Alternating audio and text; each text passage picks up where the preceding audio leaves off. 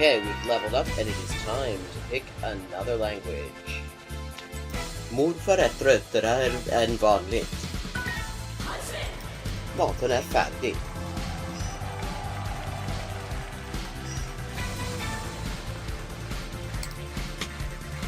And let's see what we're doing when we get back.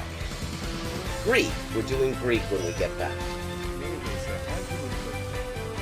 Ben neredeyse her gün okula gideyim.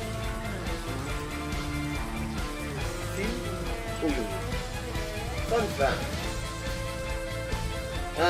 Turkish. Hello, Shakespeare. How you doing?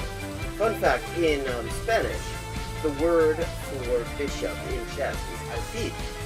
And that actually comes from Arabic. Fil. The same word fil as this. Meaning elephant, because the bishop traditionally was to represent elephant units somehow. Similarly, in Russian, the word for bishop is sword, and that also means elephant. Okay. 10-159. Haven't made a huge dent in it, but we're getting there.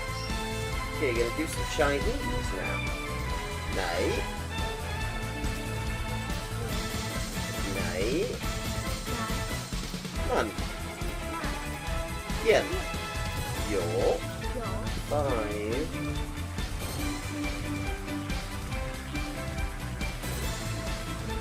Ducks are drinking wine. Bakbaz.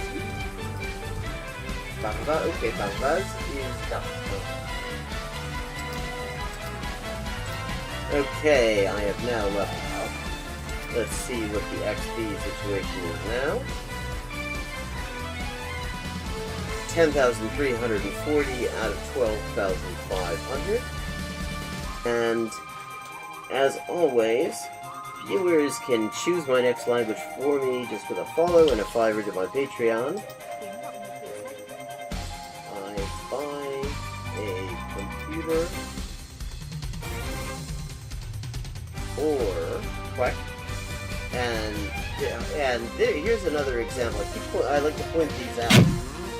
For this word for or, quack sounds vaguely like hogun and the hok in hogun in Korean or waku in Japanese, and that means it is the exact same kind of character. Oh, I see. This is Dikhe Ishai Fui, which means do you want food? But yeah, are you hungry? That kind of thing. How are the boys? Cine da boy. Posso Milao. Pote. When is it? Proteine. Udros. Protoculo. In the designated chicken-eating area, obviously. Livre. Monsieur.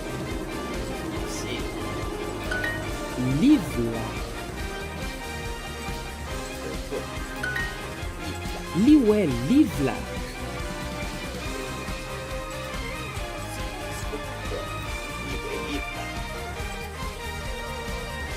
Maciej. Yeah. Sí. Wysoki.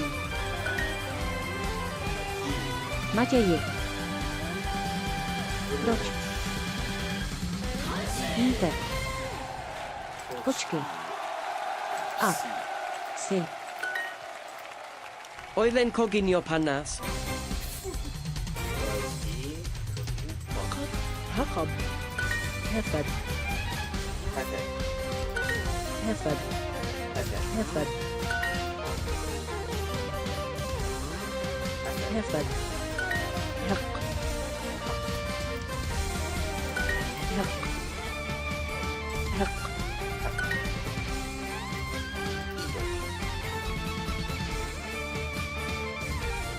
Mwalimu. This is Arabic.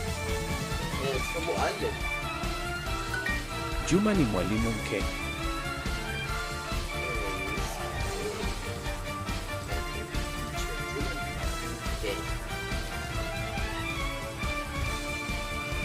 Oh, thanks to cat suns. Meow and the pictures of the fish. They were proud. Super. Pupu. Yrittävät. Uraista. Omena. Are in the city center.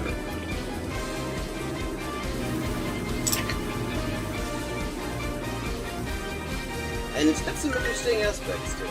여자는 어느 나라에 있습니까? 여자는 어느 나라에 있습니까? 여자는 어느 나라에 있습니까? Countries for living things. 兄の名前は Perfect. Okay, 3 of 4. El hospital. Okay, we've leveled up and it is time to pick another language. Morfar är tröttare än vanligt. Maten är färdig.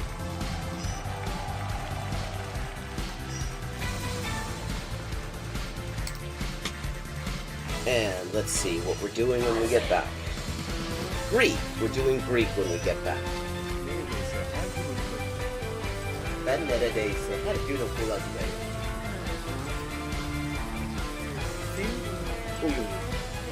Fun fact.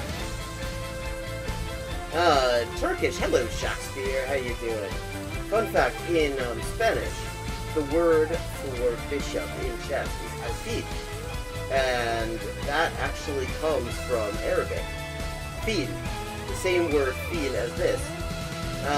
Meaning elephant, because the bishop traditionally was to represent elephant units somehow.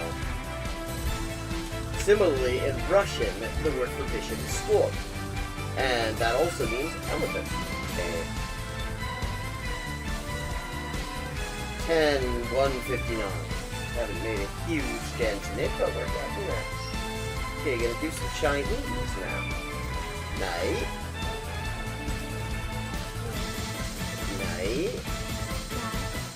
Come on. Yeah. Yo. 5.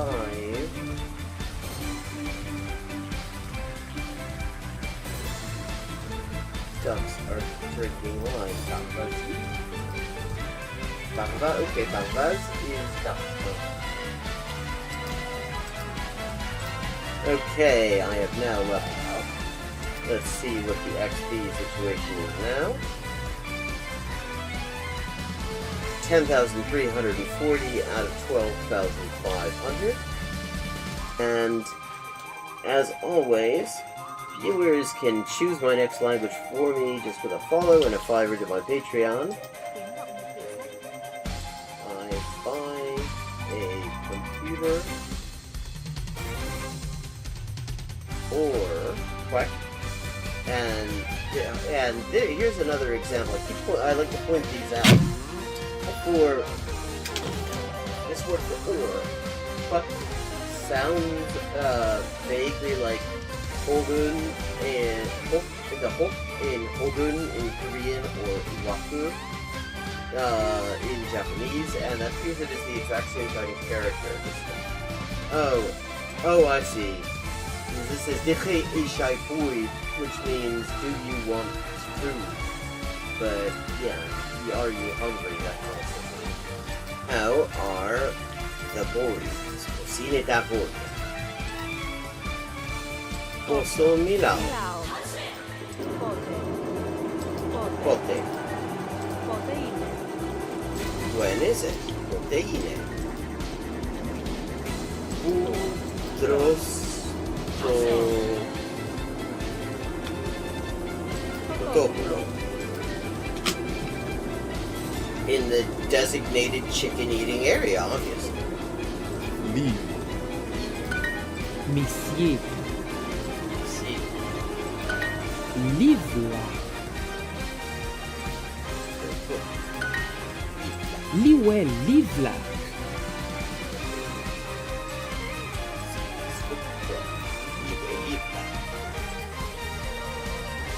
Maciej. Yeah. Yeah. Sí. So, Wysoki. Maciej. Proč? Inter. Počkej. A. Si. Oedden coginio panas. Jacob. Hefed. Hefe. Hefed. Hefe. Hefed. Hefed. Hek. Hek. Hek.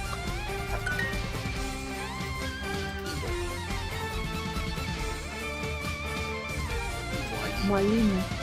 Ah, this syrup. And it's from Muallim. Juma ni mwalimu mke.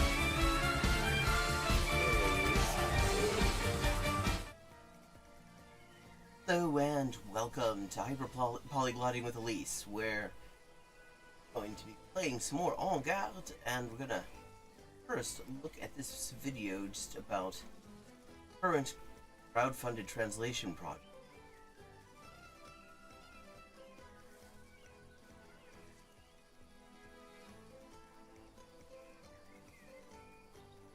You may already know, the crowdfunded translation project has recently completed the first full-length English translation of Alexandra Kollontais' 1909 book, The Social Basis of the Female Question. Hi, I'm Elise Hendrick, the translator behind the crowdfunded translation project, and I've already begun filling another gap in the English language Marxist canon. The works of Inessa Armand, Kollontais' predecessor at the Génatier, the women's section of the Bolsheviks, taken from a collection of Armand's speeches, essays, and letters published in the Soviet Union in 1975. The total word count of the collection of essays, letters, and speeches I'm translating comes to roughly 68,000 words, so I'm trying to raise a total of 8,500 to cover the cost of doing the translation and the final edit. Of that, $200 has been raised so far. Here's how it works. I translate as funds come in, and publish draft translations of each of Inessa Armand's writings as I finish them publicly on my Patreon page. Draft translations of two of her essays, one on the struggle for the 8-hour day, another on the suffrage movement, are already available. Links in description. All contributions, big and small, will help fill this long-standing gap in the canon. If you would like to support this project, you could do so by becoming a patron, or by making a one-off donation, links in description, or simply by signal boosting this post so that as many people as possible who might be interested in it can see it despite the algorithm's best efforts.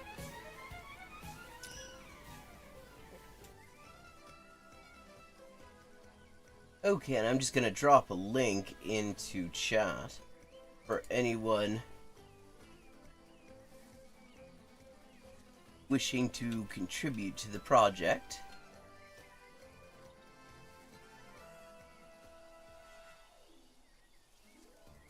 So, let's get started. I'm on what I believe is the final boss here in,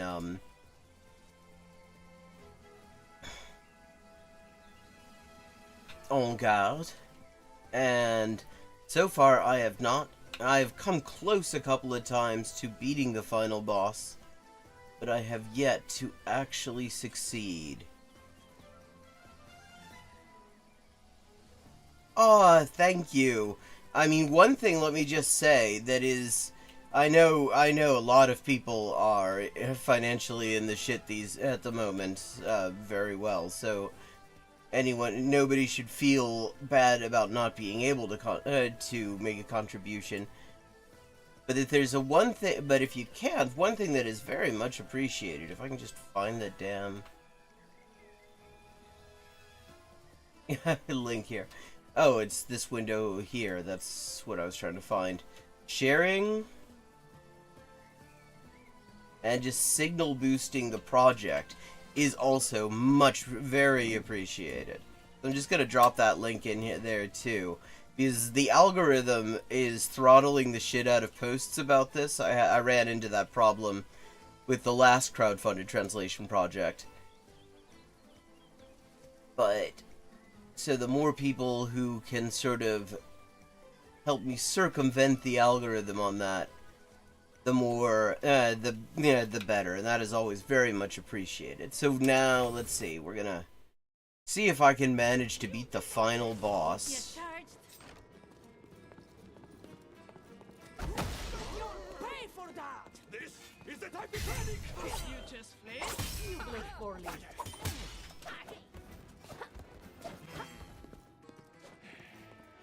My patience has a limit, Falador.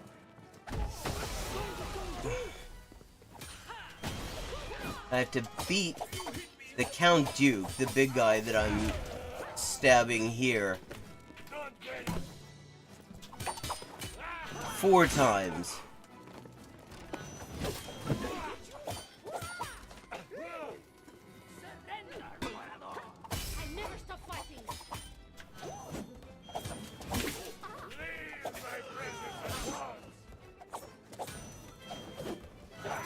I've beaten him once so far, but I've got to beat him 4 times to win.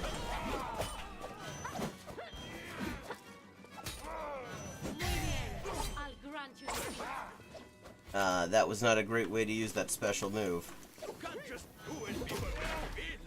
Gotta beat him 2 more times now.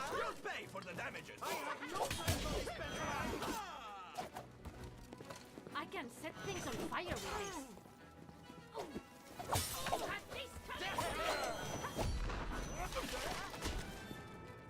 Oh, hey.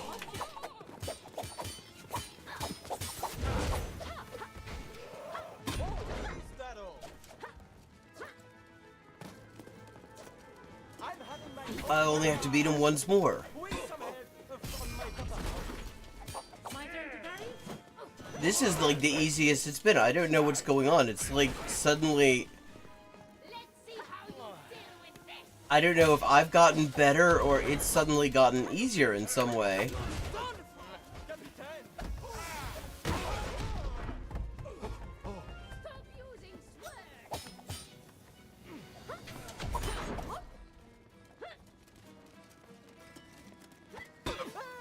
I will take care of you myself. I'll show you. Again? I'm angry, and when I'm only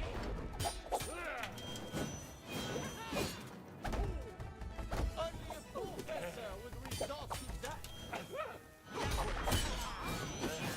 Don't miss her again. I'll surprise them.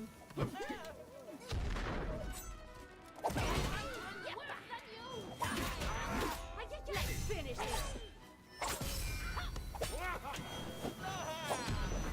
Okay, I haven't got much health left. I gotta be a bit careful now.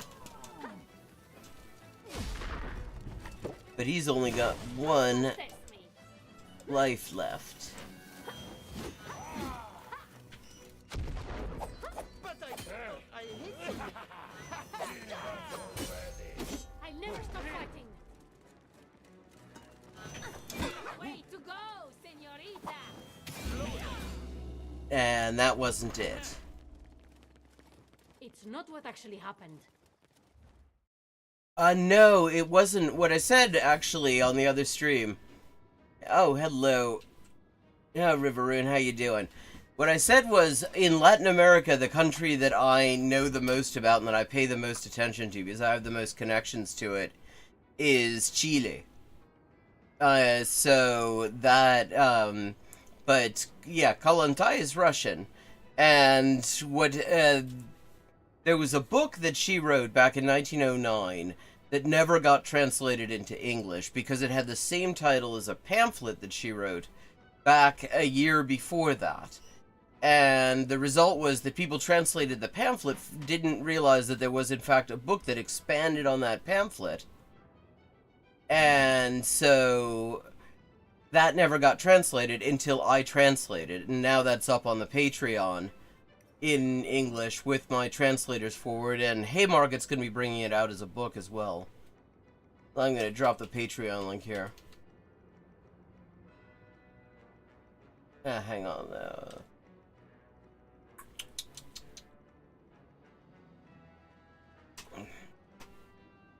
Give me 1 second and I will drop the Patreon link.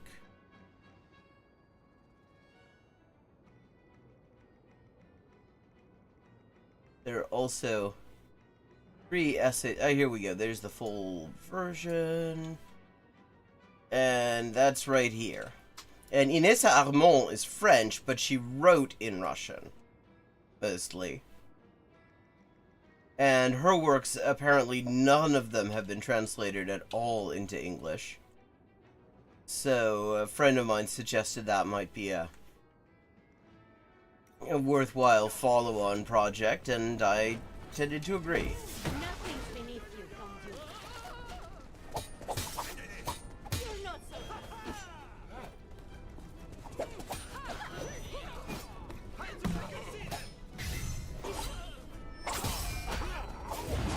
There we go, that's 1 time I've beaten him. What scares you then? Well, the armored chicken is dead. Oh, this again. Not a chance.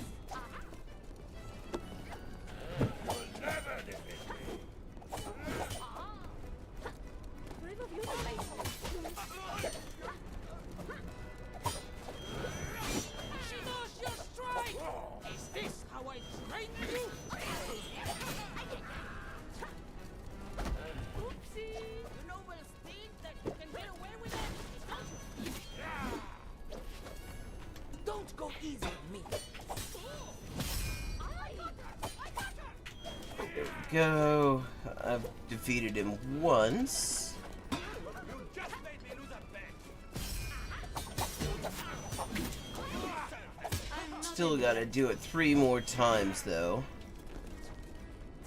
Wait till our master learns about this. You've always been a thorn in my side. Ole. Yeah, this wasn't gonna be it. Next time, I'll teach them a good lesson. Come at me. You should know better. Try to follow me now. Bribes are the best part of being a girl.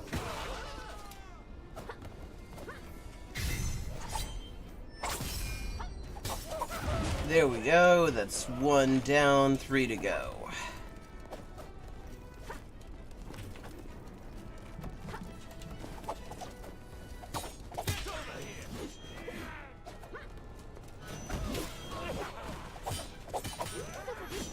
Natalia de Volador coming to her senses. I don't believe it. Don't focus on me. Why you? Wait, was that a compliment? Okay. Santa Espada. Guide my blade. One day your luck will run out, Volador. Don't like me. Get it. How can you say that? You're not much like a hand. You swashbuckling! Why don't you stop breaking the law instead? But how's your footwork? Very well.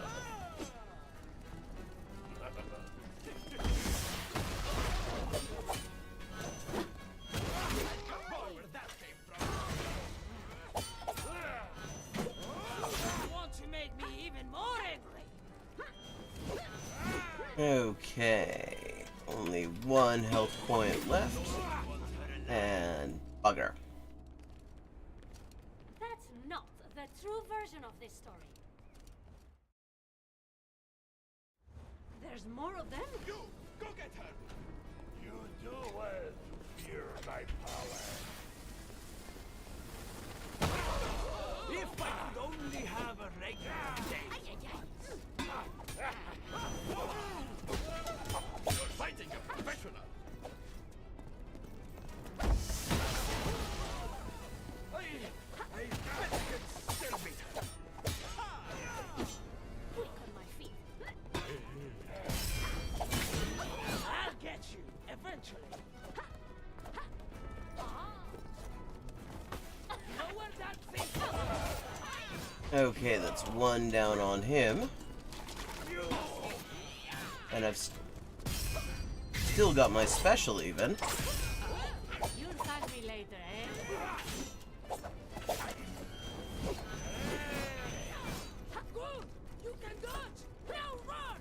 off poorly. Allow me. Think you can take another hit like that? Try.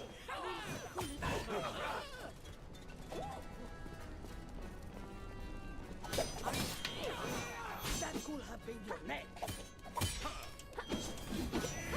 You missed her! Imbecile! Okay. 1 health point left, and that didn't go well. They wouldn't defeat me that easily. Looks like you're late to the party.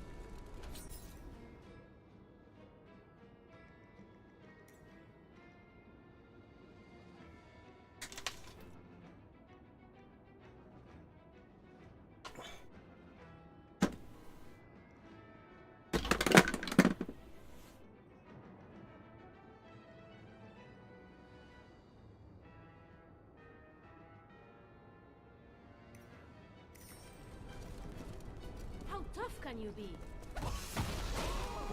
You should call the guards to help you. Where are the guards, imbecile?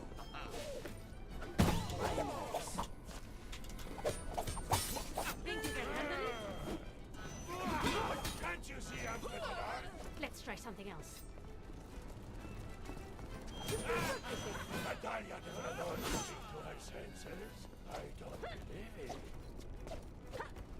I'll catch up to you. You'll see. A challenge. I like that. Holding up in there. Stay away from my recruits. No. I'm sorry. I didn't mean to. That was a good warm-up. Oh wow, I've still got my special. Whoa. Now do that again.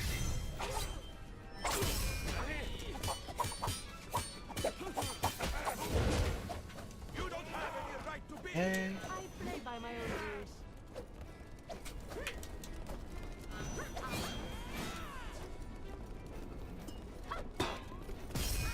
Someone help me!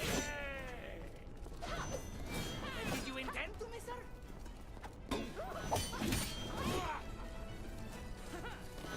Stop moving! I carried you. She's tired, right? Hey, I'll be let's.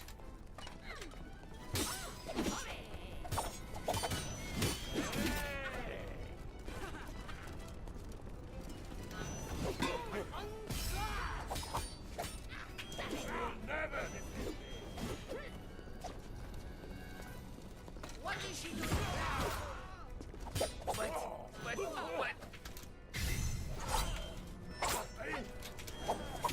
You can take a hit.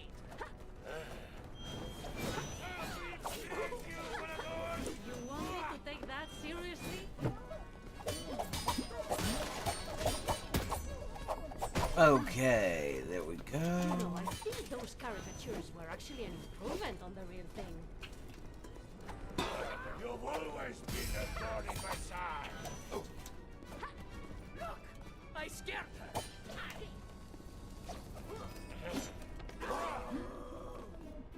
I'll show you.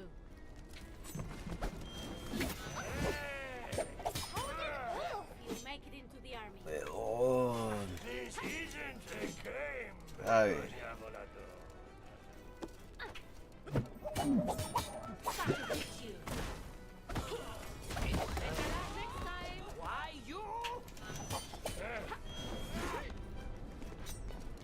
What were you thinking, Natalia? You're all alone, and I am the most powerful man in the city. And you still haven't caught me. That's a touching confession. Now it's a fair fight. You will pay for your crimes. I knew you'd say that. There we Who's go. the reckless one now? Ole! Back off. Need my special to recharge so I can. Let's settle this once and Oh, there we go. Well, that'll work too. You get those double exclams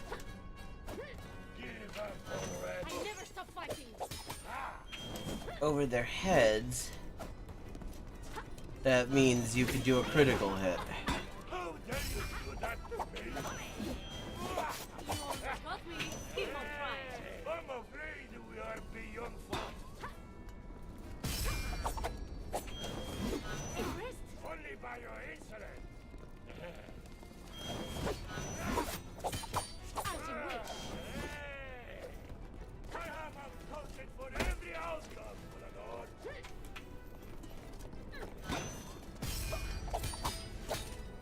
You're fast, but I'm faster. In your dreams. Aha.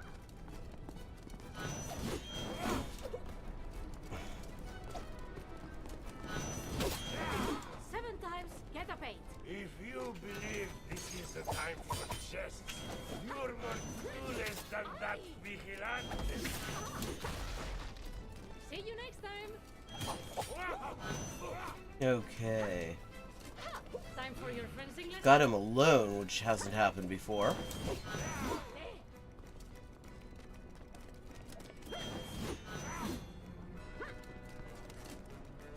Yappa. Also a little bit short on health. Not bad. I'm afraid we are beyond false flattery at this point, Volador. You can always surrender. Nope. Never learned to do that. I have met people today. Damn it. who know less, That was like Volador. that was That's what they'd want you to think. the first time I've ever only had to deal with him. Misfortunes never come alone. Don't be shy. Leave that alone! Track of damages!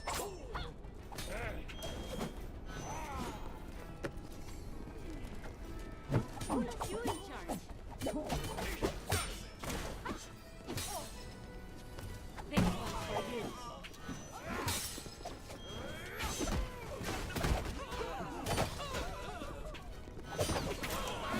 I shall cherish you demise.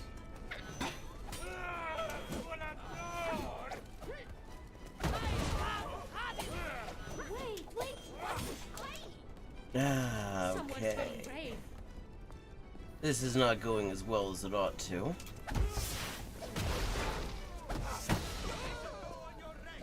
Why don't you stop breaking the law instead? Am I an outlaw?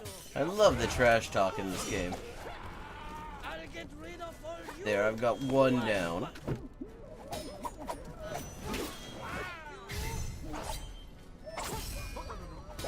Much obliged. I got her? I like that. I never surrender. Ah. Give up already. I never stop fighting. And your brilliant plan is... You take part. Can you not?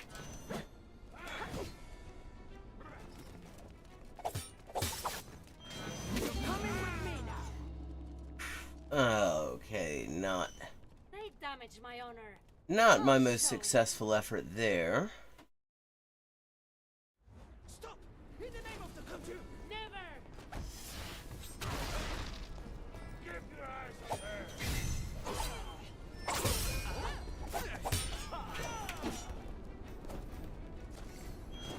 That's the fight of the law. Adelante. What's the matter? Out of my Wait. I'm sure we can solve this peacefully.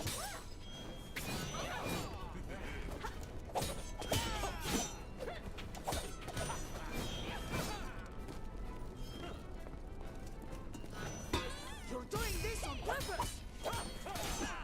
Can't you even bear it? One day I'll get you, Volador! Am I going too hard on you?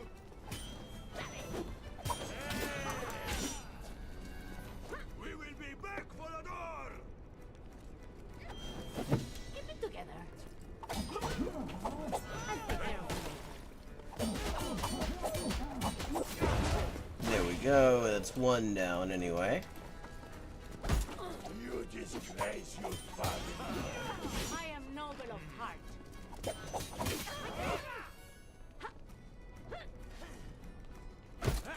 This is Oh. your final Ah, hour damn of it. freedom. Conche tu madre, weón. Play by my own rules. Un punto de salud me queda. Un puro.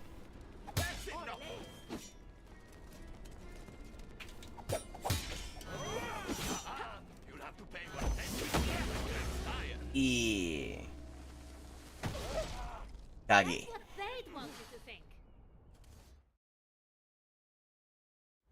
Yes, that agility would come in handy, Riveroon. I wouldn't mind it either. A lady like you should have been fire. Just play. And that's how you do it. You're surrounded. Shame on you.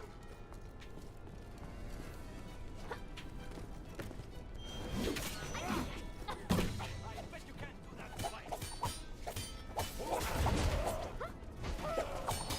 Get to it!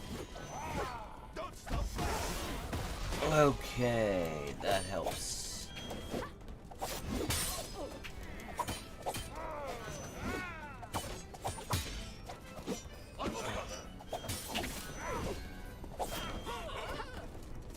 This hateful little rat!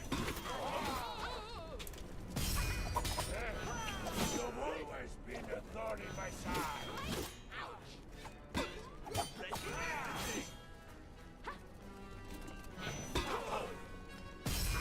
My turn to parry? I don't get you.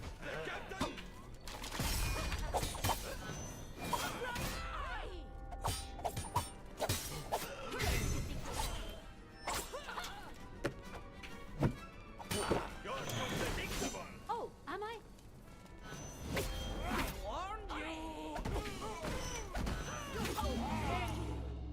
Chucha. This never happened. Don't get in my way. You're a coward and a crook. Come on! What are you Time for action. Ha!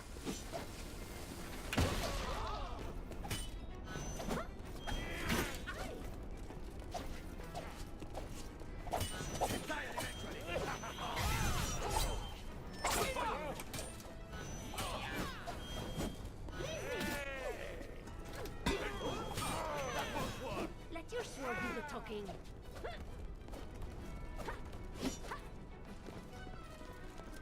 last chance to call a truce?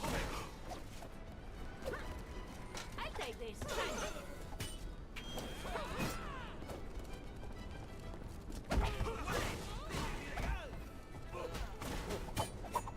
Ah, worthy opponent.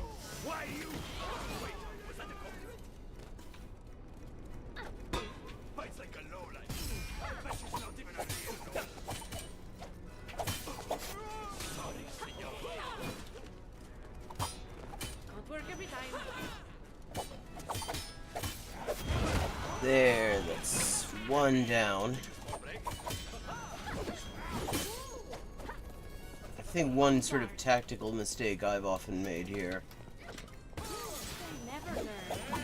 is to focus too much on the main boss here, who is the only one I have to actually beat, technically, but that means that the other ones can still cause me problems as I attempt it. You did this to yourself.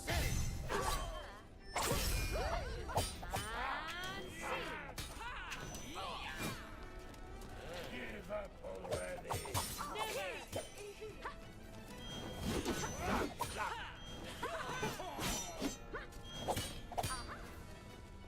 What strength without finesse? You're tougher than me.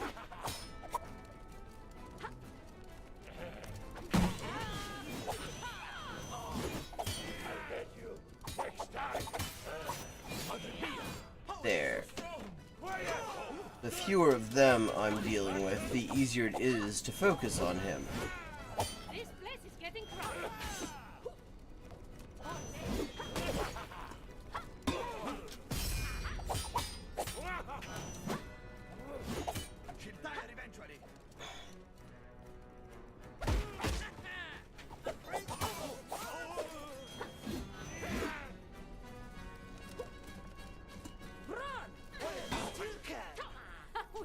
about that?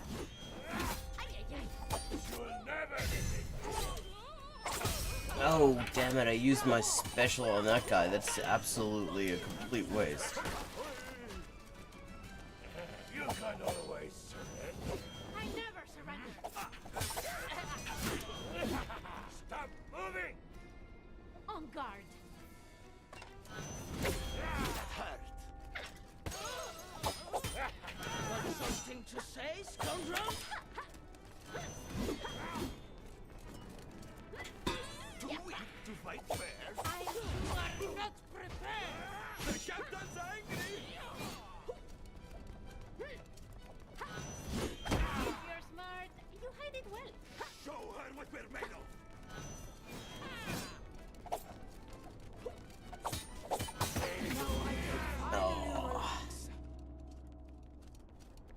Yeah, the dialogue in this game is choice. It's full of all sorts of just tongue-in-cheek, like, movie references.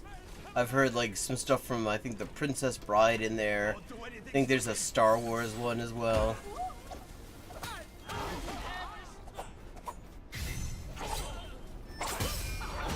Need to go the guards?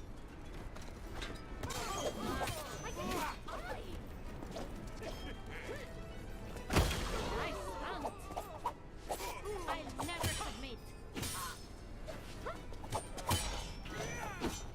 You missed her. Imbecile. Surrender now.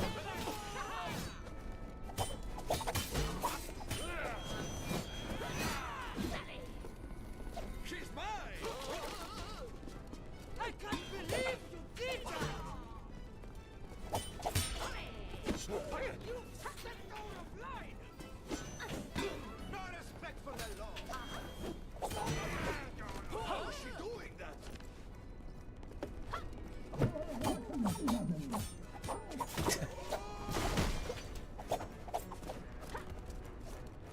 Try to follow me now.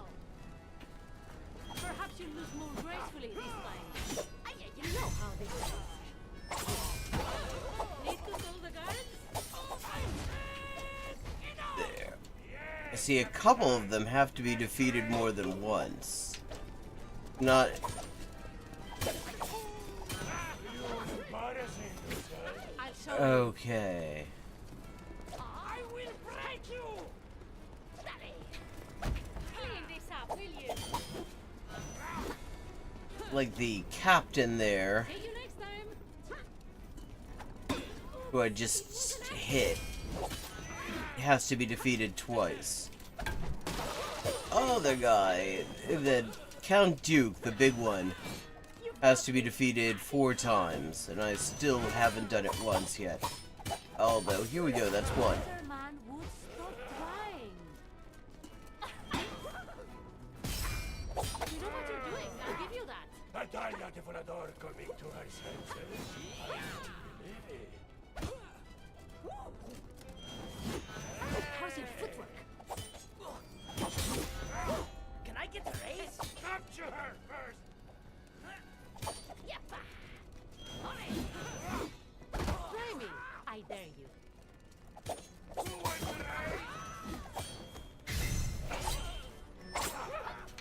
Oh, damn it, that was a waste of a special. She's here!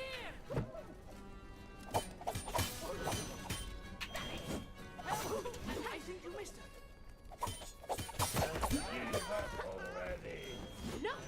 I can catch it. You deserve that. How about this? Está bien. Take your time.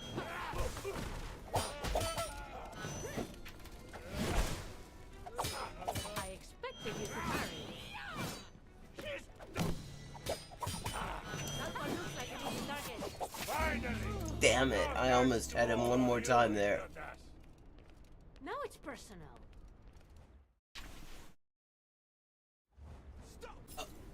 Ah, hell. My mouse fell and I switched windows so I couldn't actually see where I was going.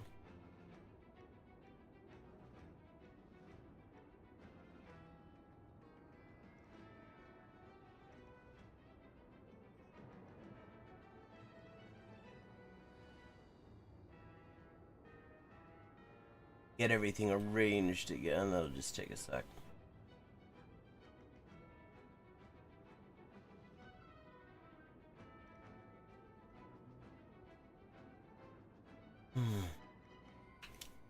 You are under arrest. I ne- We're turning the tide. This will make sparks if I break it.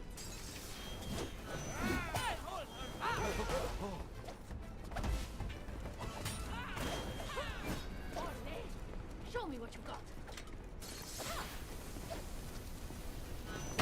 You're doing this on purpose! Impressed? Only by your insolence. My insolence is impressive. Captain's angry.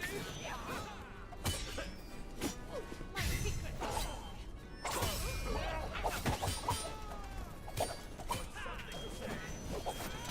Puny fencer! Watch your mouth. Catch her.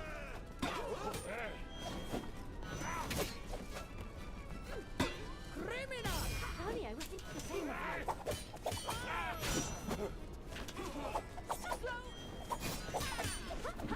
I knew you'd do that.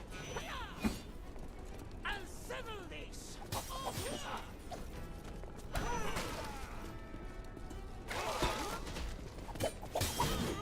Goodbye. You'll never defeat me. Watch how it's done!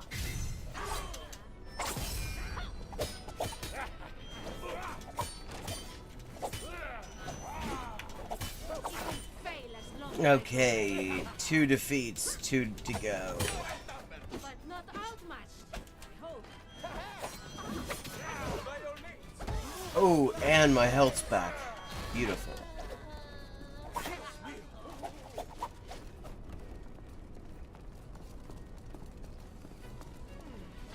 Come on now. Oh, you were right.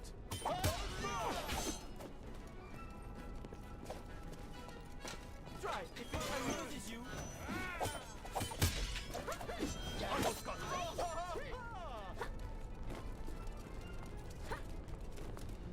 Catch the intruder. Witty tactics, brother!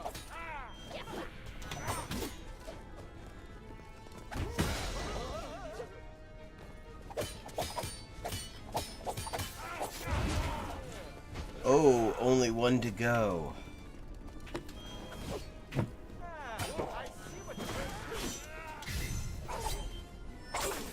Don't you see we were in the middle of something? How indecent! You don't even wear a glove! I left it in someone's face.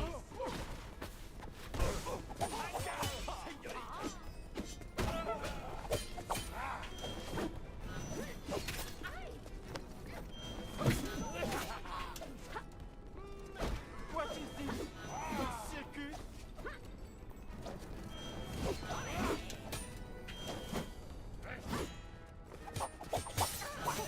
Let your guard down.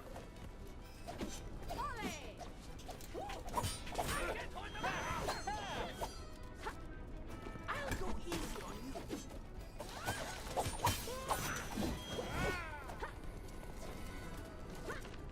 I can't say I'm surprised you're involved.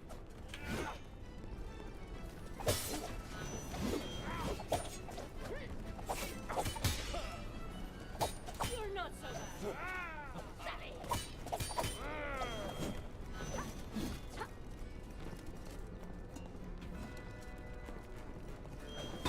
How dare you do that to me? Okay. God. I could... Okay, no jinxing this. Stop being a chicken. Fight her. Don't face her again. Hey, hop. Here we go.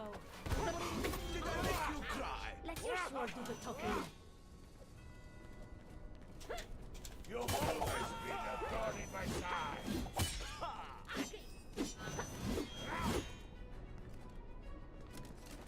Fooling around. You never stoop. Damn it, I had my special back too. I could have had him there. Perhaps I underestimated them.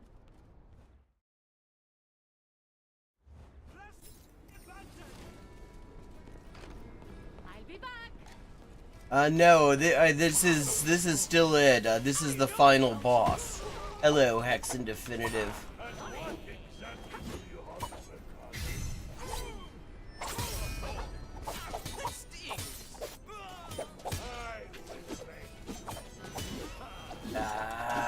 Well.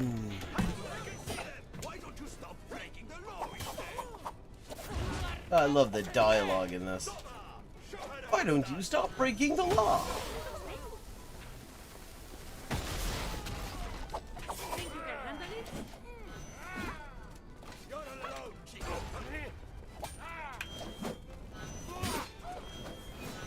Really testing my patience here.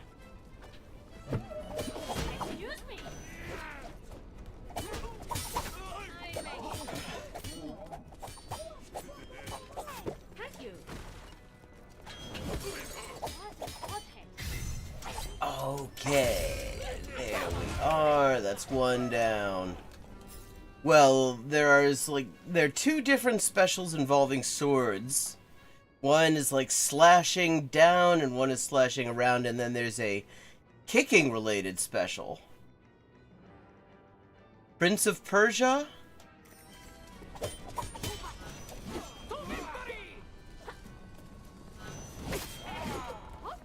I'm not familiar, but it wouldn't surprise me because this thing is full of like references to all sorts of things. It's like a touch of cloth, but for sword fighty movies. Did you intend to miss her? Where is she going?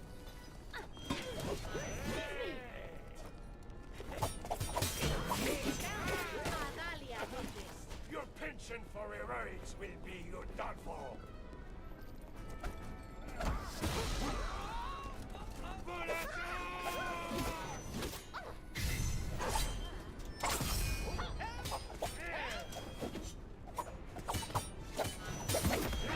This all day. I think you're good at this. Oh shit. Okay. You all bye. I'll always escape and come back. Yeah, well, it wouldn't surprise me if it was partially inspired by that, because it's like, it's just straight up, it's all movie references, it's all game references. All very tongue-in-cheek. Say that one more time. Fighting a professional. Yeah, right. Keep your focus. Are you ready? Not getting away with this.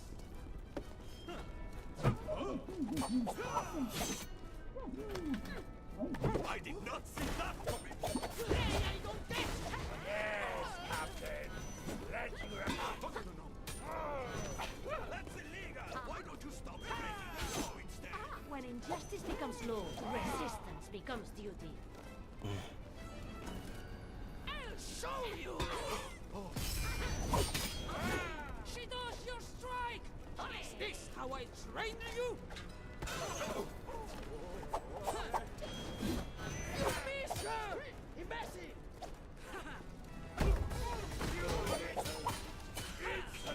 I return the... Ay, ay, ay. Make her stop! Understood. There.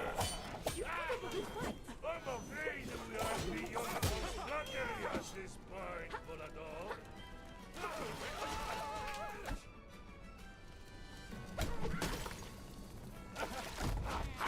Why didn't I think of that? Okay, I've got to kind of hope for my health recharge to come soon. Your family to shame. My fight is noble.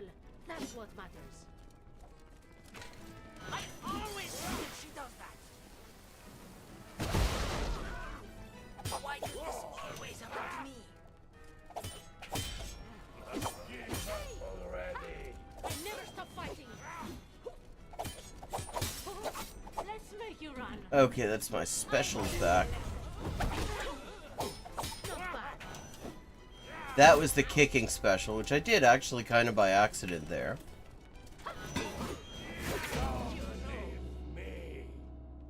That was my getting my ass kicked special, which I also did kind of by accident there. Doña Volador, I was looking for you. Running out of options?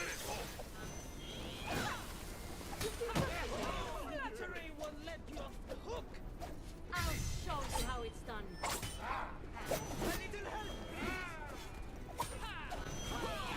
help. This isn't some rundown tavern. Stop messing with us!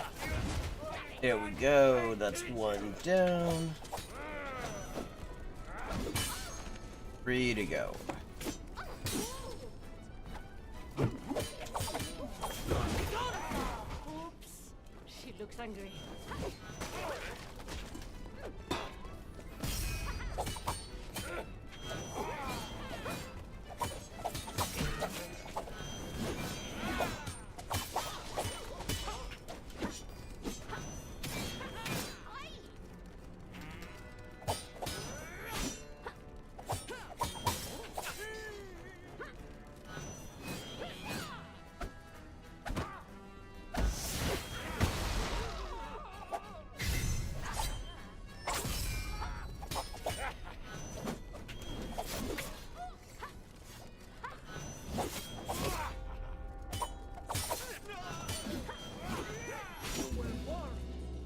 Ah, damn it. This is a hard one, because you have like 5 different people trying to get a piece of you at the same time. You don't have to die today, Volador. Good. I wasn't blind. You do well. Use thy power. Vaya.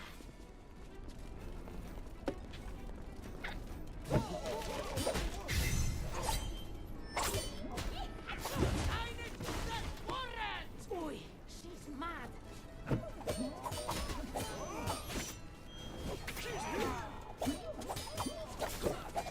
Okay.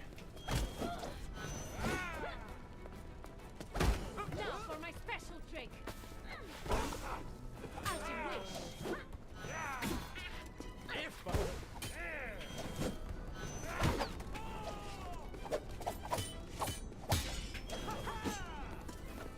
If he does it one more time, too scared to parry. You think I can't beat you?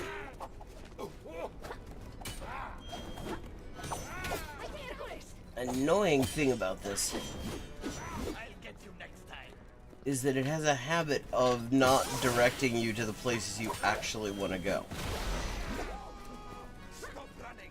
Like, you'll want to be hitting one of the baddies, and instead, it directs you to another one, Training. It's my duty. because there are so many of them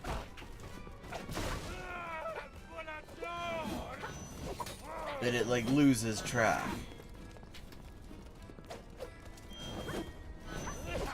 Don't stop fighting. You know what you get for being a Here, Scratch. You think I'm wrong with that? Almost got her.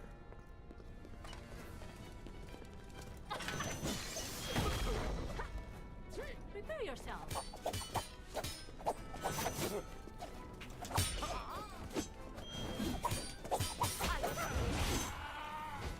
You cannot defeat me.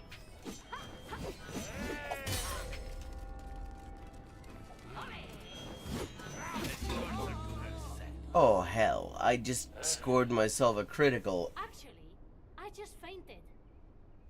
Yeah. This is an ambush, Volador. Oh no! Legend of Zelda. Surprised. Link's Creed.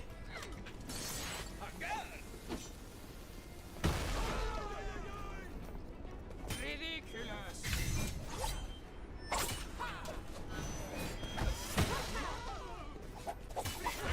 Made me angry.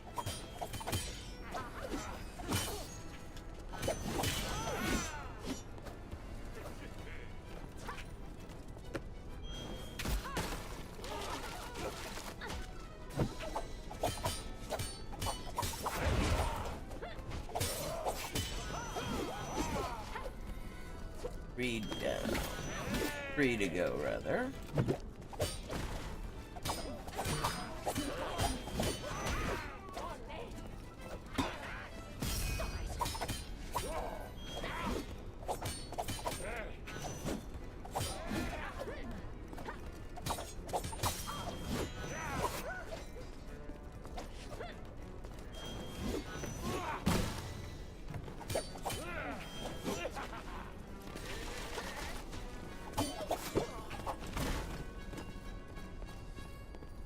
Oh, my special's back.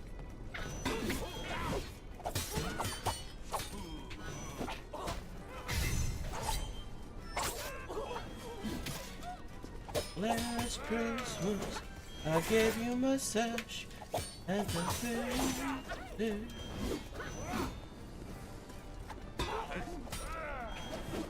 This year, let me make something clear. My uncle was in the B specials.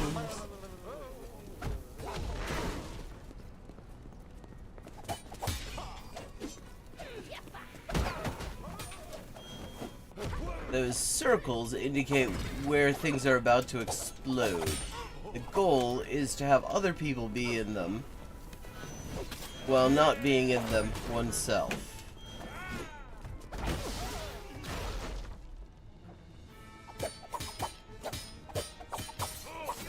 Ooh, okay, I got 1 to go at this point.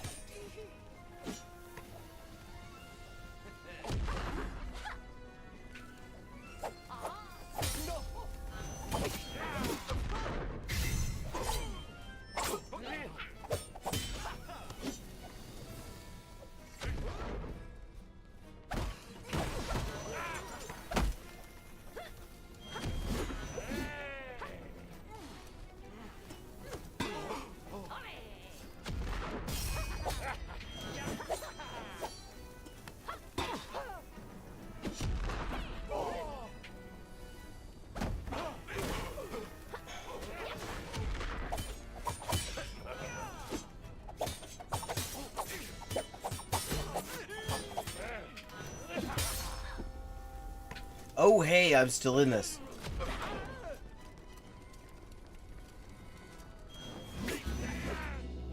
I was still in that. Now it's personal. One thing that you're missing in this is Saida, who's one of my favorite characters, because she and my character is Adalia de Volador, and Saida have this kind of flirtation going on, and it's really quite choice. I really hope they do like a sequel or an expansion to this so that Keep on trying. we can have some more adventures involving her.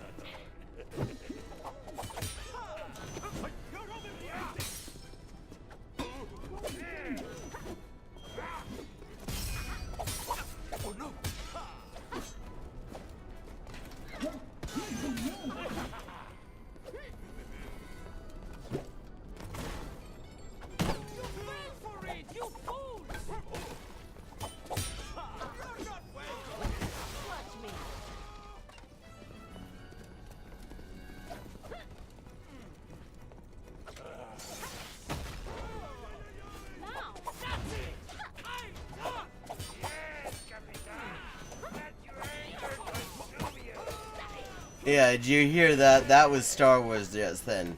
Let your anger consume you. But I'm faster. You'll pay for the Your guard's open. Who's the reckless one now?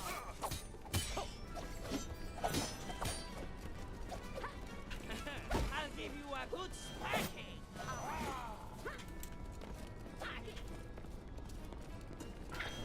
We'll keep track of the damages. That could have been your neck. Are you menacing me?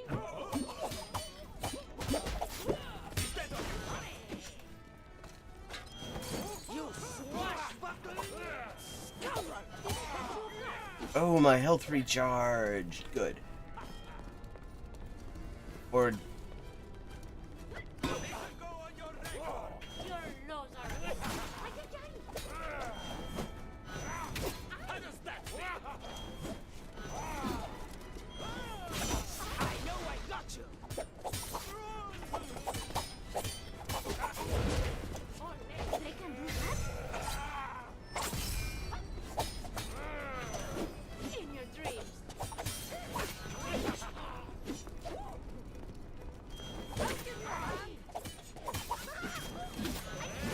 Not a chance. You can always I never surrender. She can't stop dodging. roll back to where you came from. I was born here.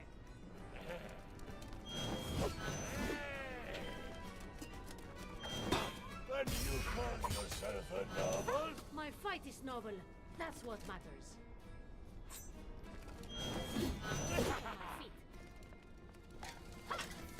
You are so fire. Unlike you, I'm dead serious. A fair duel, firstly. You're nowhere near as clever as you think you are. damn it. Yeah. Wounds received in battle bestow honor. They do not take it away. Okay, I'm gonna take a little bit of a bio break. And then I will be right back.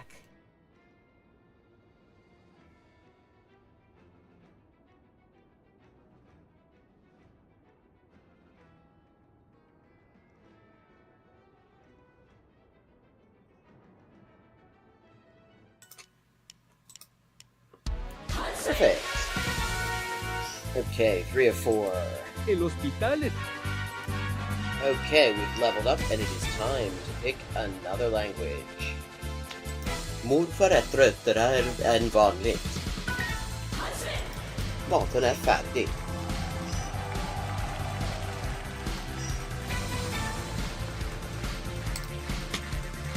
And let's see what we're doing when we get back. Greek. We're doing Greek when we get back. Ben neredeyse her gün okula giderim.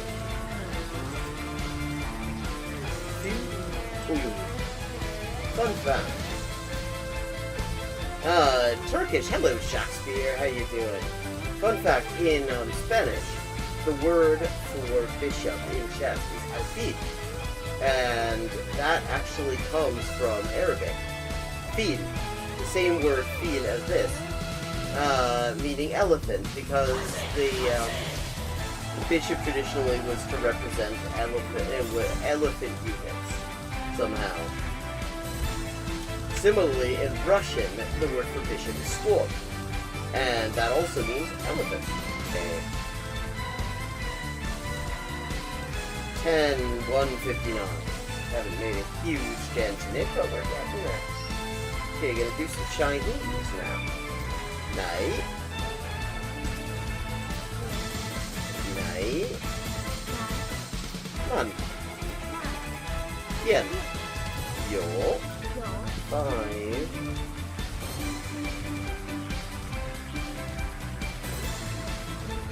Ducks are drinking wine. Bambas. Bamba, okay, Bambas is ducks. Okay, I have now leveled up.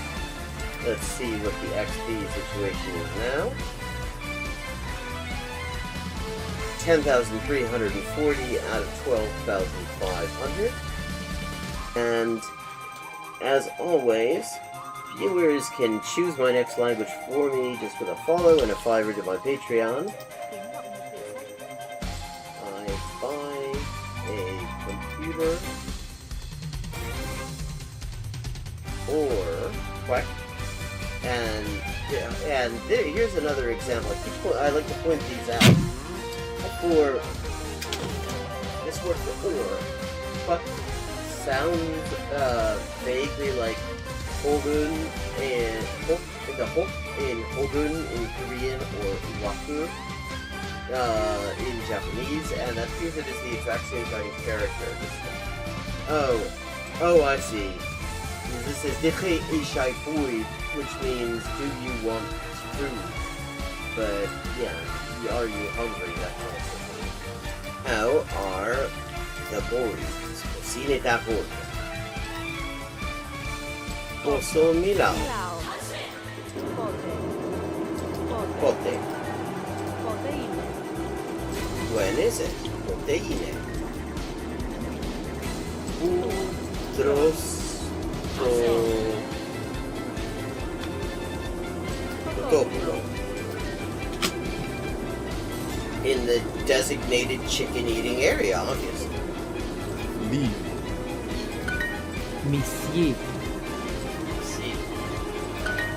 Livre. Liwe, livre là.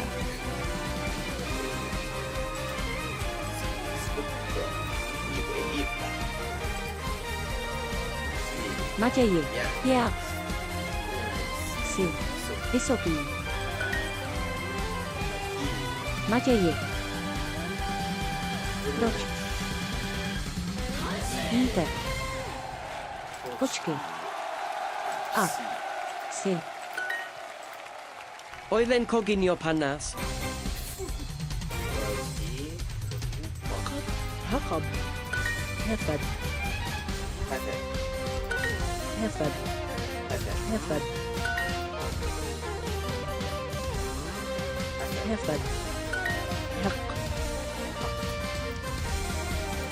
Hek.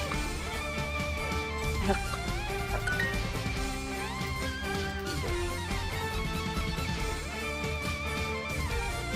Mwalimu.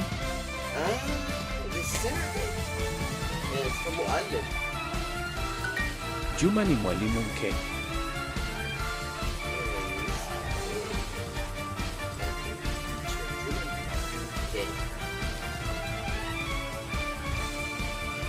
Oh, thanks to cat sons. Meow and the pictures of the fish. They were proud. And I'm back. Let's see. Have another couple attempts. See if I can actually win this damn thing. I should know, this is easy mode.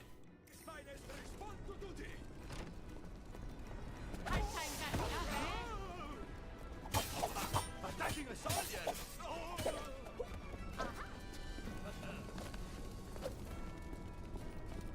You belong behind bars.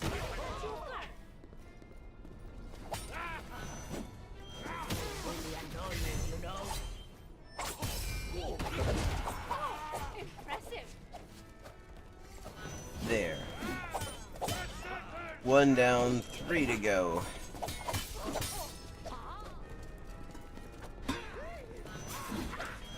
She dodged your attack. You're on the wrong side of this. Now run!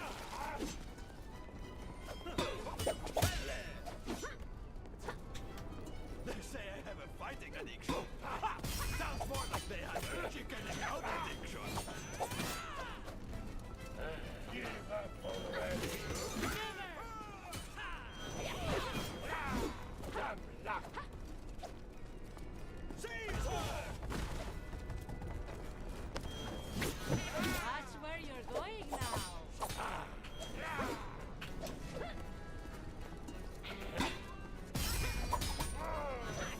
I'll get you next time. Excellent form.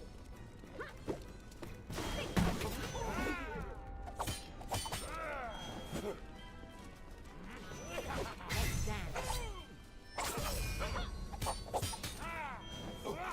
But how's your footwork? The last thing you want is to make me vengeful. Stay on your guard. Oh, yes.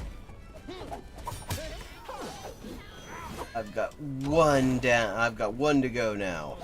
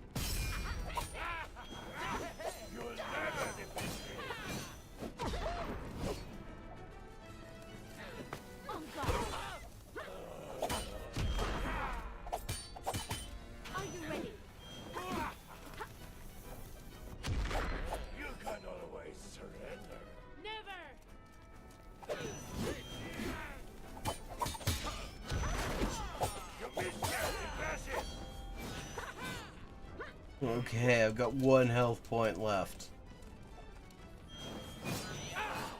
I was close.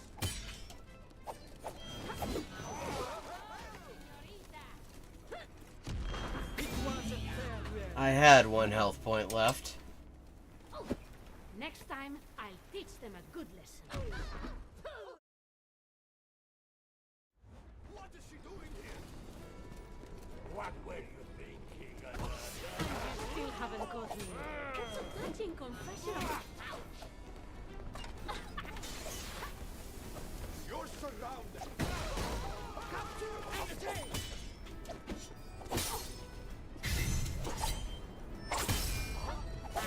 That's how you do it. Don't strain your pretty arms. I'll show you. Let's see.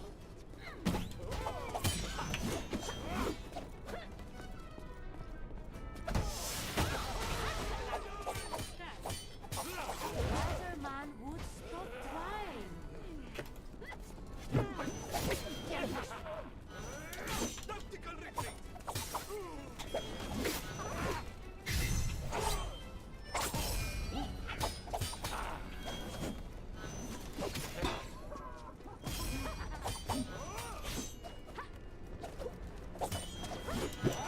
Moving.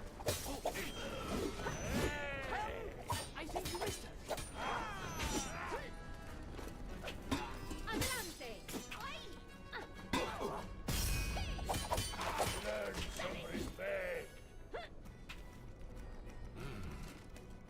Okay.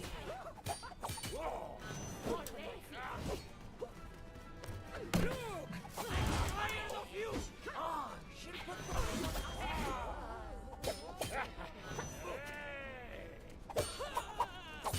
You'll never defeat me. This isn't a case. Oh. She who's down one day can be up the next. Unless she really wants to stay in bed, that is. Our company is undefeated. Not for long. Nothing ventured, nothing gained.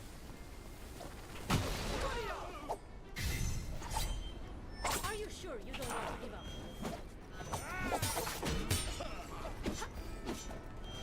Dodging. This is what I pay you for. Hey, Marion, tough to eat.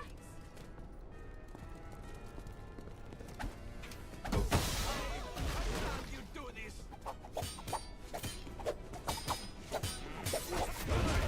I think you are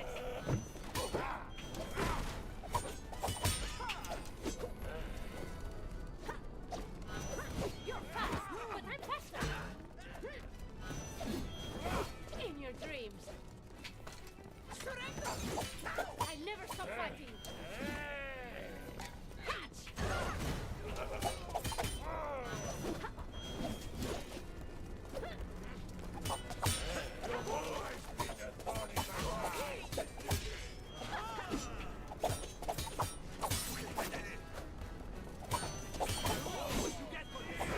Stay away from my recruits! Maybe retrograde. Very well. I will break you!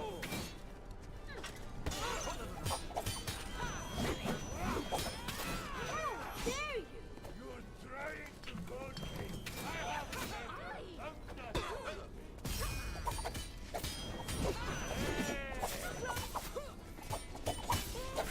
Nowhere in it.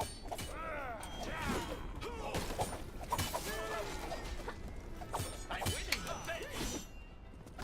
Senora, quiet.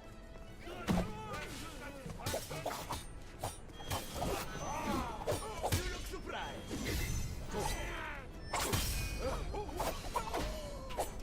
I will stop you. Never again. Carl and Duke are but two of my titles. I can do whatever I want. What? I say, Ostras.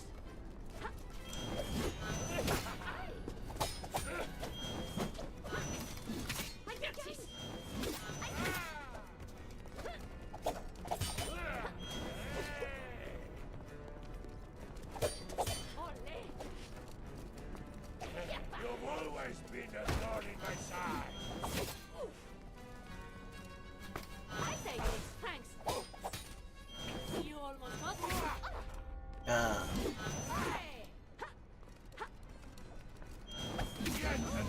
Damn it, I actually had him alone. Now it's personal. Doña Volador, my company is in bandages because of you. You just missed your chance to catch me.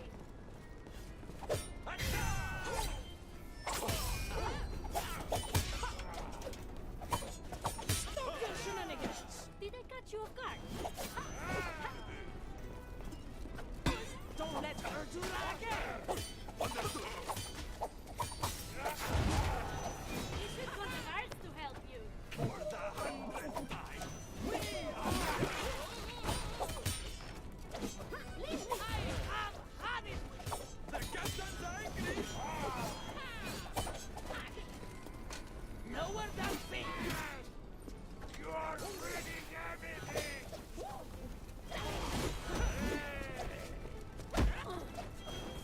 You should know better. You just made me lose a bet.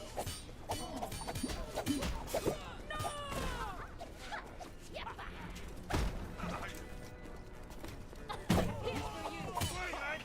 Good defense and satisfaction.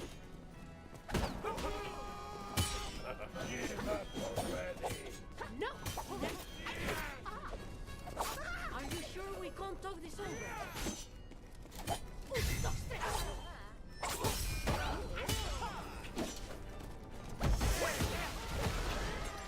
I think I sprained my ankle.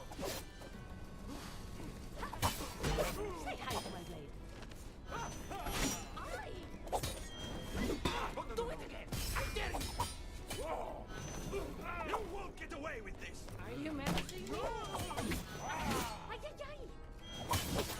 Bad weather, keep a good face. Ha.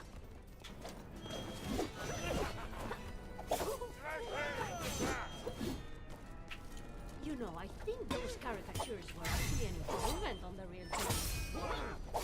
My uniform. That's how you do it. Quiet. Don't give her the satisfaction. This is ridiculous. It is.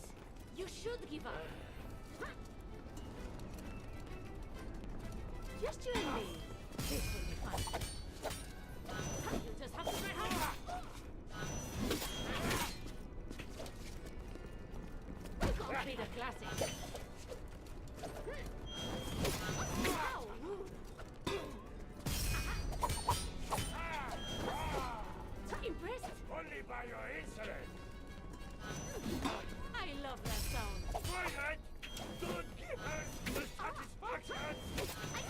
I'm scratching my clothes. Oh, come see me. Ay, ay, ay. From above such paltry tricks. It's just you and me now. Okay, just the two of them. Going now. Watch out! I shall cherish your demise.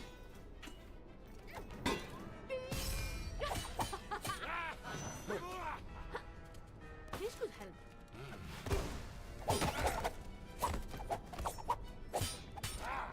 You've got this. I'm afraid we are beyond false flattery at this point, Volador. You'll never defeat me. I'll surprise them. You dare face me alone? Oh, hell. Close up, he looks kind of like the Burger King King. What is she doing here? Very heroic, Natalia.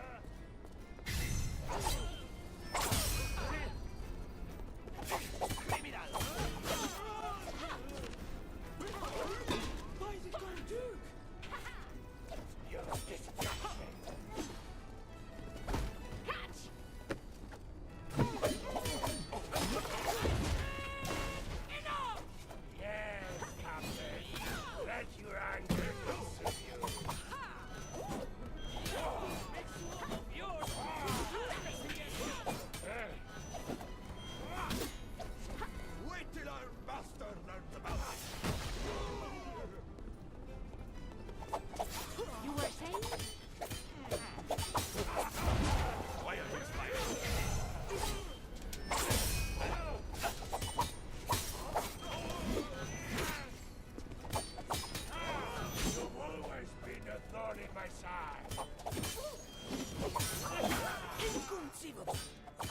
inconceivable.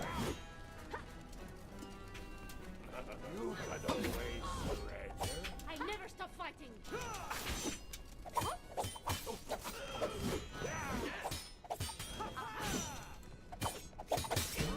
world is my stage.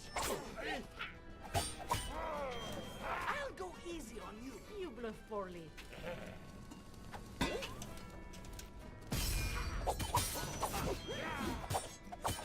I won't be so nice next time. All in favor of panicking? If you surrender, I'll let you go.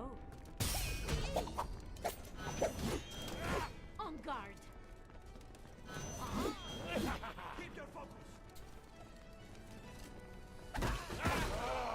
Such insolence.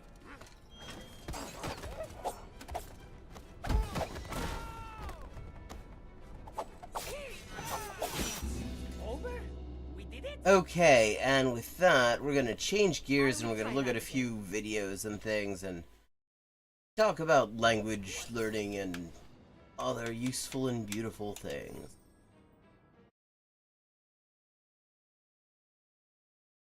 Let's see what we've got here.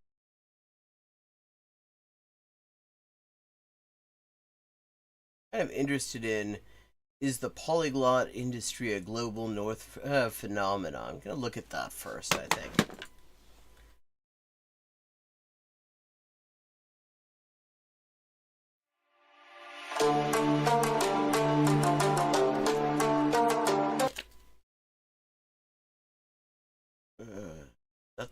That is as good as the video quality gets. I'm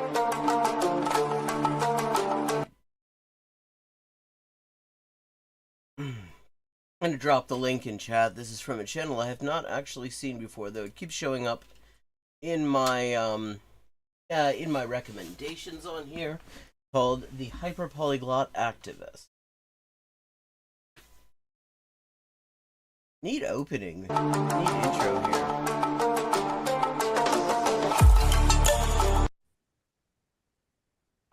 Welcome to the Hyperpolyglot Activist. Learn languages, make a difference. My name is Dr. Carlos Yebra Lopez, and I'm here today joined once again by Santiago. Santiago, how are you? Oh, Santiago was in a guy's name. Hello, everyone. And thank you for having me, of course. Absolutely. My pleasure. So we're here today to discuss a fascinating question, which is polyglossia. And we here understand polyglossia as serial language learning, ourselves going out of the way to... Yeah, I mean, this is the thing, because there's so many different definitions going around. Serial language learning is a good one, though. I mean, certainly applies to me. To learn languages. Polyglossia as a global north obsession. So on its surface, it will seem as though language learning is a global phenomenon. Everybody with a passion for languages and the desire to connect with other people could be a polyglot. But if you deep dive into this phenomenon and you go into the polyglot community / industry, each of these sectors actually speaks from the global north, which may or may not be to say that these are by, of, and for the global north. And I mean, I think where you'd have to start is how you're defining the global north, because I think it really, like, if you go to, polyglot YouTube channels, definitely preponderantly global north. But if you go to, like, polyglot events, like the Gathering or the conference, the online versions anyway, I haven't been able to do the in-person ones yet. You do find quite a few people from the global south, particularly Latin America. For instance, when we talk about polyglot gatherings, where are those organized? Mostly in Europe, at any rate in the global north. When we talk about... Well, see, the one, I don't remember, it was the Conference of the Gathering. There was one in Mexico just recently. I think there was, but yeah, the current gathering was in Prague. The print media, as in Fluent in 3 months or Fluent Forever or How to Learn Any Language. All of these works hail from the global north.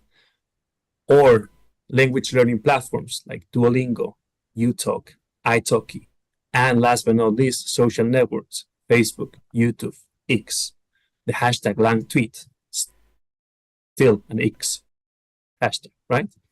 So Yeah, well, I mean, it's Twitter. It will always be Twitter. Fuck X. there's a fundamental tension between a universal or universalist projection and message. Let's all embrace each other, world peace. Let's all care for endangered and vulnerable languages, etc. And how I mean, one thing I will note, I mean, on the online gathering, Africa does not get much of a look in. And, I mean, there have been discussions I've heard about, like, efforts to get more people in Africa involved. But, I mean, it's like, pretty much the majority, at least the people I run into at the gathering, it tends to be, like, North America, Europe, South America, Asia. Maybe one or two people from, like, Middle East or North Africa. I've run into a couple of people from South Africa, not necessarily located there currently.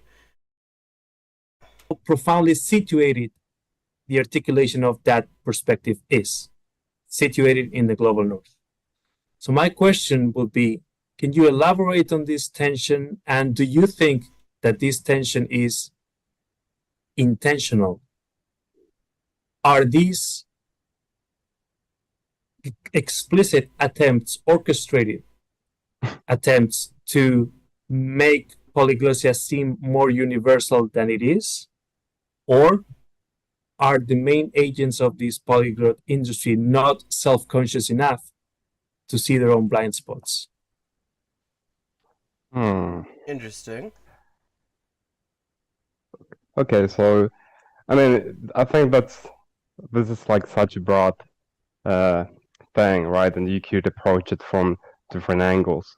Yeah, I mean, it is an extremely broad question. I didn't even completely understand what he meant. Well, like you said, is something intentional, and it wasn't really clear to me what it was he was asking. Whether it was intentional The first or not. thing is to make a clear difference probably between polyglossia and just being multilingual, right? Because all around the world, specifically like in the south, like in the south, right?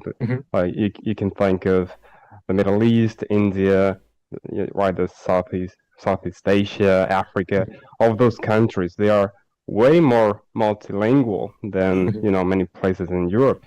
Yeah, I mean, that's an important distinction, because a lot of people end up knowing a whole bunch of languages of necessity, or because they simply live in places where a lot of them are spoken. Like, I mean, as you were saying, India has like 1,000 languages spoken there, roughly. And, people having to migrate for all sorts of reasons end up picking up a couple of languages along the way, quite often. Which is certainly an important distinction to make. But still, I think there's a sort of hierarchy, right? Yeah, Riveroon, exactly. I mean, learning languages is needed for survival more often for people who are not Westerners. In fact, there's this meme, it's like, what's a thing that is, like, classy when rich white people do it, and sus when anyone else does? And one of them was speaking more than one language, and yeah, very true. Like, it's not the same to be a polyglot because you speak 5 different Indian languages, and being a polyglot because you speak the core languages, right? You speak German, French, Spanish, English, right? So I would say multilingualism is something that just happens everywhere. As humans, we languages diverge, and multilingualism is just something that happens. It's something natural. In Europe, however, maybe because of our history, what happens is that we are, for the most part, monolingual. That's because of history, basically. And then because monolingualism becomes the norm, then becoming multilingual in many cases denotes a certain status, a certain way of being that entangles together with identity. And in the global in today's global market, especially as seen online, right? You can really create a persona and even make money and a living out of exploiting multilingualism.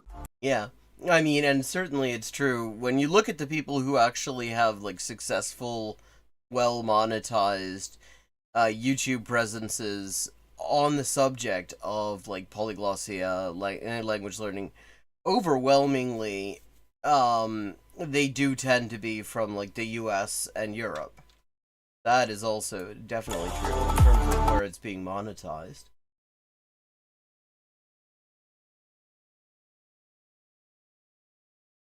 Interesting point. And let me see.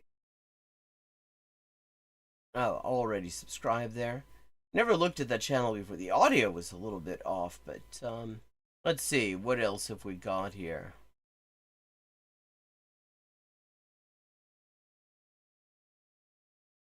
Kind of curious. This one, I bought 100 books in languages I don't speak. This is from Days and Words, who has some pretty sound language-related content on here.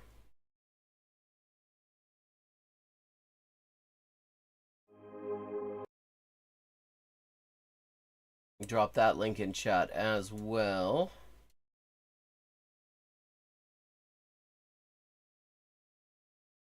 Books in languages he doesn't speak. I'll take some of those books if they are languages. Let me see what we got. No abra los ojos. Santa Biblia. Inés del alma mía. Oh, I've read that. That's good. Diccionario del español usual en México. Lots of Spanish here. El cambiante. I've bought over 100 books in languages that I don't Italienischen Schuhe. Italian even speak. shoes. Why? Well, this is the Lifeline Book Fair. It comes to my city twice a year with around 100,000 books each time and even more in the larger cities. They sell donated books to raise money for a 24/7 crisis support center. And the first time I went, their foreign language section was an absolute goldmine for me because literally... I will say, these sorts of events, if you're looking for books in other languages, like anything like that, used bookshops, book fairs, stuff like that, amazing sources. You can find absolute treasures there, including languages that it's hard to find books in.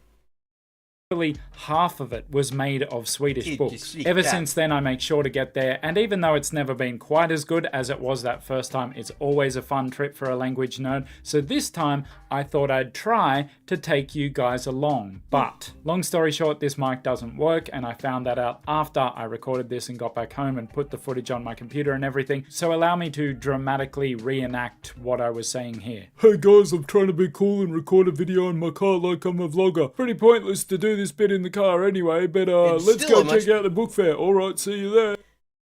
It's still a much better angle than most people who like record videos of themselves in the car use.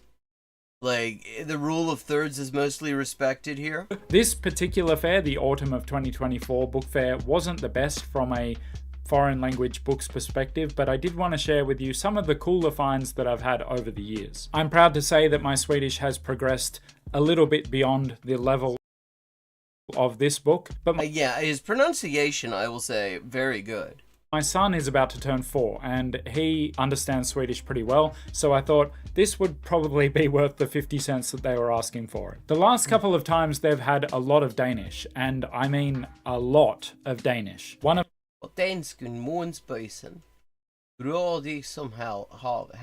them I grabbed was this, which is called The Chestnut Man in English. Now, I've already read this in Swedish, so I thought it would be handy to have just in case I ever wanted to learn some Danish vocabulary. I could And let me just say, I mean, if you can read, if you know one Scandinavian language, you will definitely have no trouble, not much anyway, reading others. Because grammatically they're very similar. One of the biggest differences in terms of the written word is just spellings. Totally do that by reading this book because I already know the story. This is also the original. The original language is Danish. By the way, and I would note what he just said there is my favorite method for learning. I mean, if you have a book you already know and enjoy, that's key. Then you just read it in, if you can find it in your target language, that is extremely helpful. way, that's a language hack that you may not have heard before. If you know the original story of something that you're then going to read in a target language, you can read at a much higher level than you normally would be able to. Now, obviously, it's not going to work for stuff like Mandarin if you only speak English. Yeah, you need if you need to learn a writing system, obviously that has to come first. But other than that, this works extremely well.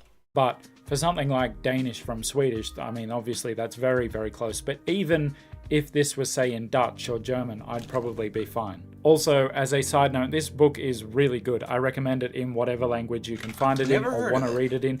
If you can't be bothered with the book, the Netflix series is actually almost as good. I would say they're pretty much on a par. The Netflix series is a good watch. By the way, if you're not familiar with immersion learning, it's basically the idea of putting yourself in situations where the language carries some level of meaning for you to allow your brain to get better at piecing together that meaning. Yes, excellent idea. That is one of the things that kind of works in terms of, I often like to use how-to videos, cookery videos, chess videos, stuff like that.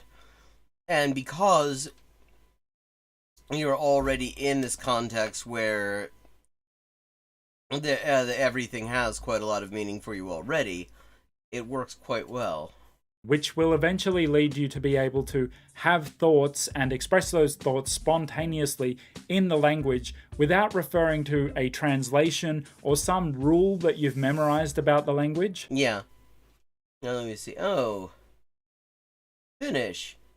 Väkijoukkoon ja tulen välisellä tyhjällä alueella tanssi muuan nuori tyttö.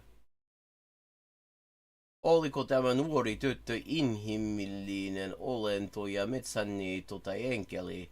Sitä ei Gringoire, niin skeptillinen filosofi ja ironinen runoilija kuin hän olikin voinut ensi hetkessä päättää. Siihen määrään hän ihastui tähän luomaavaan näkyyn.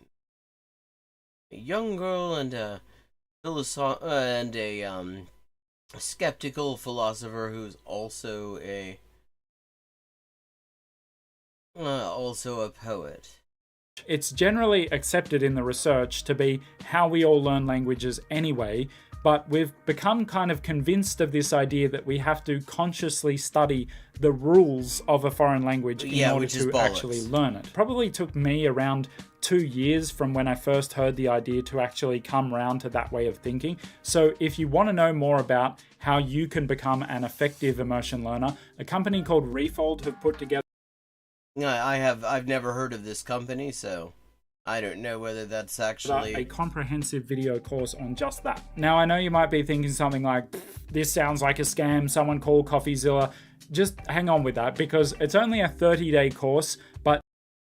Okay. Attention is important, learning lots of vocab. Interesting. There is a 60-day money-back... I've literally never heard of them, so no comment on whether they're any good. Guarantee. So even if you complete the course and then later think, nah, that wasn't worth it, which honestly I doubt, but even if you do that, you can still get your money back. And also, I know these people. They are super nice guys. They are really into language learning themselves. I've stayed with them, and I will say, what he says on this does carry some weight, because from what I've seen, everything I've seen him say in terms of language learning has been very sound advice. None of the grifty stuff that you get on YouTube where somebody's like, yeah, I learned Sanskrit in 5 minutes using this course that is conveniently priced at $500 an hour.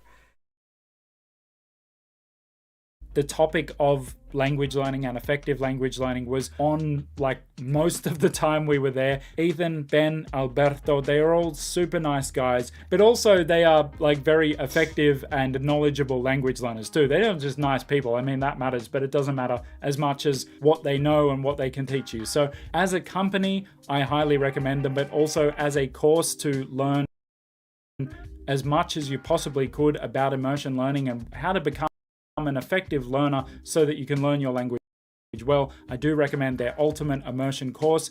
Yeah, so I mean, I would say, that might be worth checking out. I mean, if there's a free sample, it probably definitely is worth checking out. Is what I've seen him his recommendations when he like takes a sponsorship on a language related thing, his recommendations have been things that are legit.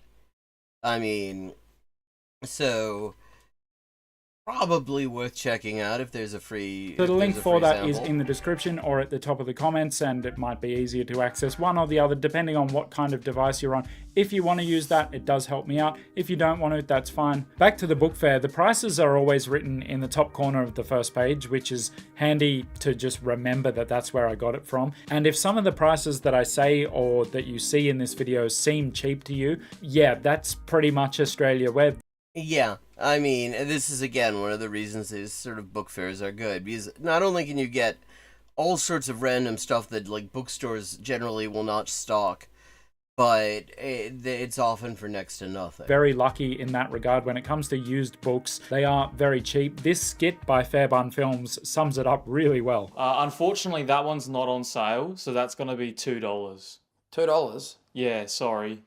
No, that's unbelievably good value. Oh, if you say so. And then consider that. Yeah, exactly. It's great. But for a lot of these books, I'm actually picking them up on the Sunday, the last day, which is when everything drops to 50% off. 11 Minutes by Paulo Coelho. I've got 2 copies of this, one in Danish and one in Spanish. And even though it's reasonably common to come across Portuguese books here in Australia, finding Paulo Coelho in his original Portuguese, it's become like the Ark of the Covenant at this point. This is Stine Sara trodde att hon blir sint. Hon skulle önska Mark ville la henne vara I fred, men har fortsatt att stryka henne över kinnet. Hade önskat sig långt bort från denna fäle mannen, det svarta skägget, de mörka ögonen och det stygga fliret. La henne vara Mark, hon är rädd nog som det är, om icke du skulle ärta henne. Det är första gången hon är borta från Mora. Looks like I don't know if this is in fact. It is. No. Okay. It is. No. Wait a second.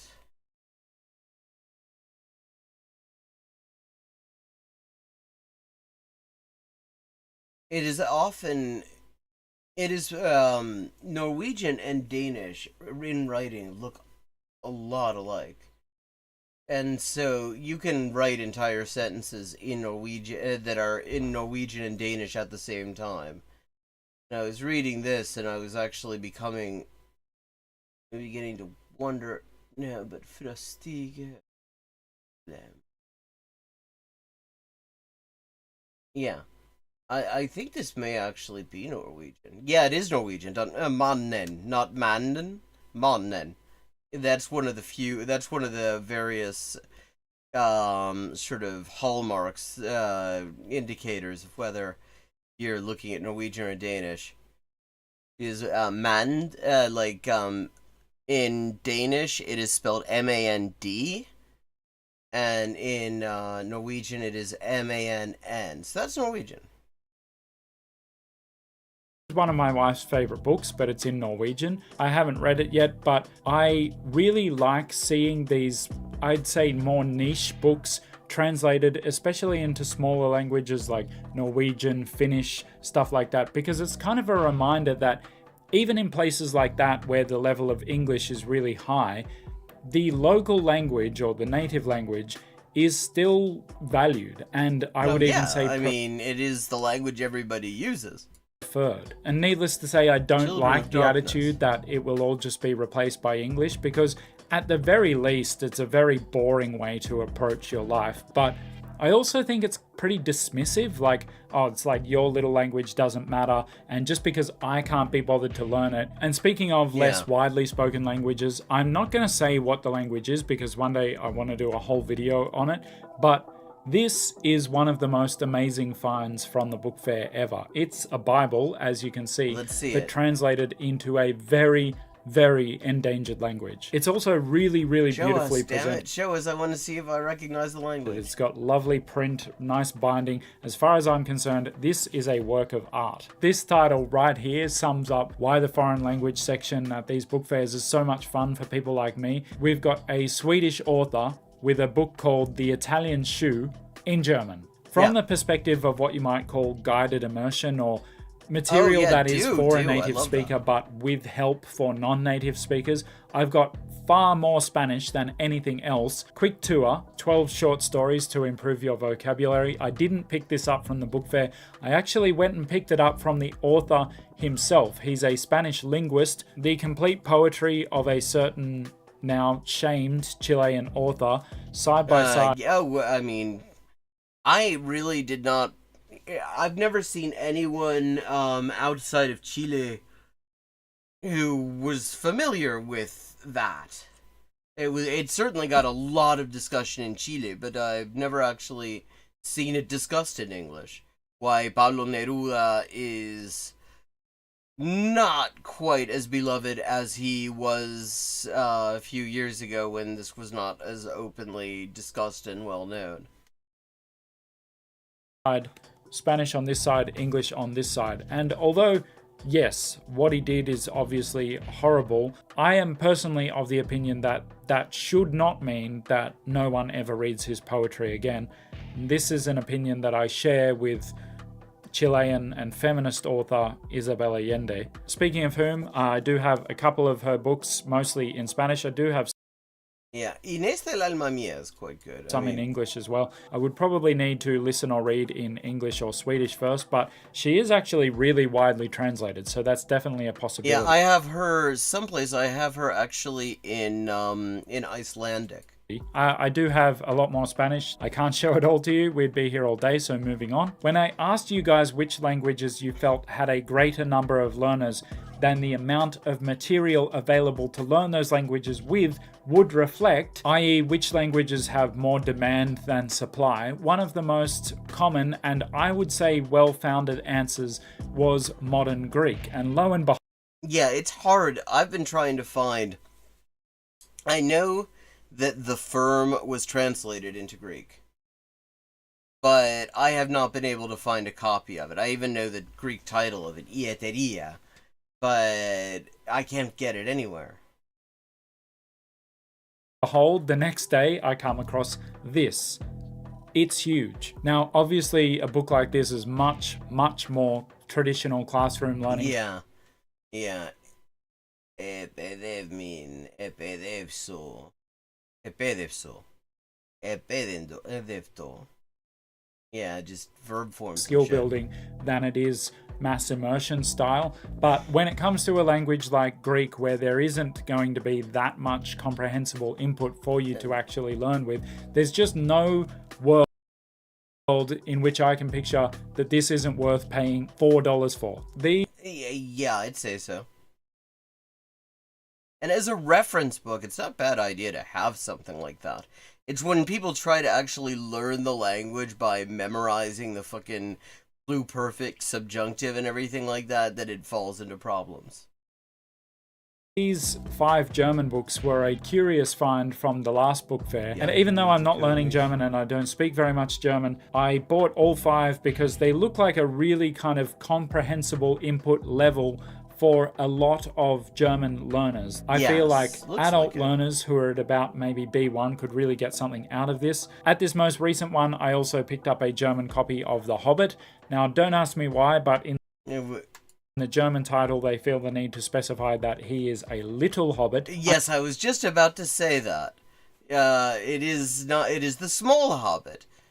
Which I don't think is the case. I haven't read the book, but my understanding is that Dildo Baggins is a normal-sized hobbit. I'm not sure why this is, but one language that is there with new books, like different books in this language every single time, is Hungarian. Now, I have never bought any of... Oh, shit. Okay. It is... Now I want to go there, because... Finding Hungarian books is not except easy. for this Hungarian dictionary, which doesn't really count, I guess. But I've come to be able to recognize Hungarian on sight. Chovarashu Chigash Komara Oblokrach Utopio Veröveli Durva Munkának is vállalon művészi értékű alkotása. Sorokas. Torockon megmaradt vaska munkáknál nehéz különbséget tenni a reneszánsz és barokk ihletésűek. Okay, this is art criticism. This is Renaissance art, apparently. One thing that was there this time but hasn't been there before is Romanian. And look, I'm sorry, but these 1001 To Do Before You Die books have gotten completely out of hand. If you're not... Like, one thing that gets me about that sort of, that framing is, like, when else are you gonna do it? Like, I have a book, it's like 100 English pubs to check out before you die, and it's like, when else are you gonna go? After? I don't think it would be as much fun. I think it would actually possibly creep people out. You might be asked to leave. Familiar with this series, it started like 20 years ago with 1001 movies you must see before you die. Then it got less realistic. There were things like 1001 golf courses you must play before you die. But Actually, that's an example of one where more probably after would be more fun. 1001 songs you must hear before you die, because you can't after. Versions of those books, like 1001 songs to hear before you die. Yes, okay, you can listen to 1,000 songs, that's possible. 1001 days that shaped the world. Before you die. That's fair enough, you can read about the days and broaden your knowledge. Knowledge. But by far the stupidest one of all of them is this one that I saw yesterday. 1001 bikes to dream of riding? The fuck does that even mean? What's the point of, like, a list of bikes to dream of riding? Bikes to dream of riding before you die. No, they're push bikes. They are push bikes. You're overthinking it. Don't be stupid. I'm not... Like, why not... I guess the idea is they realize that 1001 bikes to ride before you die makes absolutely no sense. Because who the hell is going to buy that many bikes? And, like, ride them for any length of time? That's a lot of bikes. Like, where are you going to keep them? What, do you just trade them and you ride each one once, you take it back, say you try to get your money back and exchange it for the next? But still, like, bikes to dream of riding. What kind of fucking activity is that? Not learning Urdu, but normally when they say pocket phrase book or pocket dictionary, you know it's not fitting in anyone's pocket. There's no way you're getting those books in a pocket. But when Norwegian or Urdu say it, they mean business, baby. Yeah. Oh, and it's old phrase books. Those are always interesting. Just to see what kind of phrases they have in them. One of my favorite formats is these quality landscape. Oh, that's New Norsk. Photography books, not just because I'm really into photography, but because even if they're in a language that I speak nothing of, the book still serves its purpose. But if, like this German one, Puffins. I can understand some of it, it makes trying to read the captions this kind of little dessert on top of the beautiful photos. I've got some finished. Paris in... Oh, this is Victor Hugo. Okay, this was what I was reading and finished a second ago. Paris in Notre Dame in Paris. Translated to Finnish by Hugo Jalkanen. Just because Wait, so the book is by Hugo, and it's translated by Hugo. It's two versions of the same name. Can't resist languages from the north. I don't speak a word, but I do like it. These three are my Dutch collection, I guess. At least one of these is available on Storytel in Dutch. So I think with my Swedish and everything, pretty sure scuba diving from day one would be possible. But also this one here is translated from Swedish, so I know that it is on Storytel in I've got one of hers in Icelandic too. Speaking of Belgium, I mean, the first thing I did when I went to the French, they're big on books in Iceland. Well, like I spent like 18 hours in Reykjavik once, and like 2 hours of it was just going to used bookshops and just seeing what I could find. Because it's like, when else am I going to have an opportunity to browse books in Icelandic? Speaking part of the world, I still do have a lot of French left over from when I was learning it, and just picked up a couple of times since, because if I ever do want to get back into learning French, I've got things that I can get started on straight away with that, like Artemis Fowl. I would assume that that would be at a very decent level for my kind of French. And finally, I've got a much smaller amount than I would expect of Italian here and there on my shelves. I say a much smaller amount because it's actually the second most spoken language in my city. But I was gonna say, lots of Italians in Australia. Given that fact, it's really not that common to find Italian books at these kinds of book fairs and op shops. In fact, this copy of Aragon in Italian actually came from Mexico City, because I was an idiot. I was in a secondhand bookshop in Mexico and didn't actually think to check what language it was in. I was just like, yep, that's Aragon. It's in Mexico. It's in Spanish. It was. Well, I mean, it's not like you... It's a reasonable assumption, to be sure. It's not in Spanish. And then just yesterday, I also picked up the first book, I think, of a series of unfortunate events in Italian. So next time, I won't be as much of an idiot, I promise, and I will actually check them.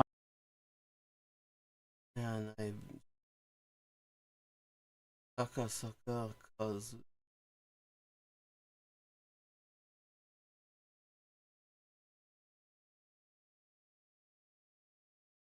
5 Tibeter. Warum sie oben bleiben. Zur Hülle mit den Pauker.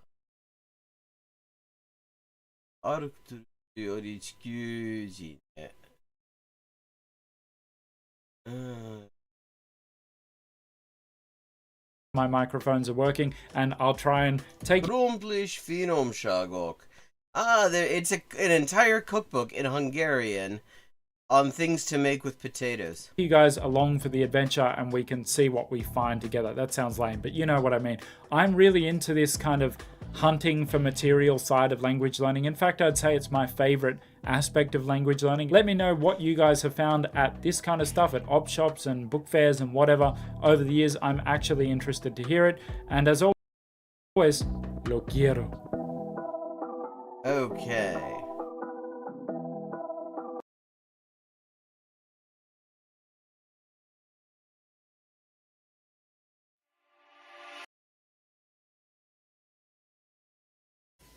As some of you may already know, the crowdfunded translation project has recently completed the first... Now let me just say, if you're enjoying the stream, please consider supporting the stream with a tip, and by signal boosting the crowdfunded translation project. Let me just drop the link for my little promo of that here in chat for anyone who didn't get it earlier. It will help me make the works of Inessa Armand available to an English-speaking audience, and also help me buy food and other good things like that. Always appreciate. Let me see. Tried to learn Japanese in 2 months. Interesting.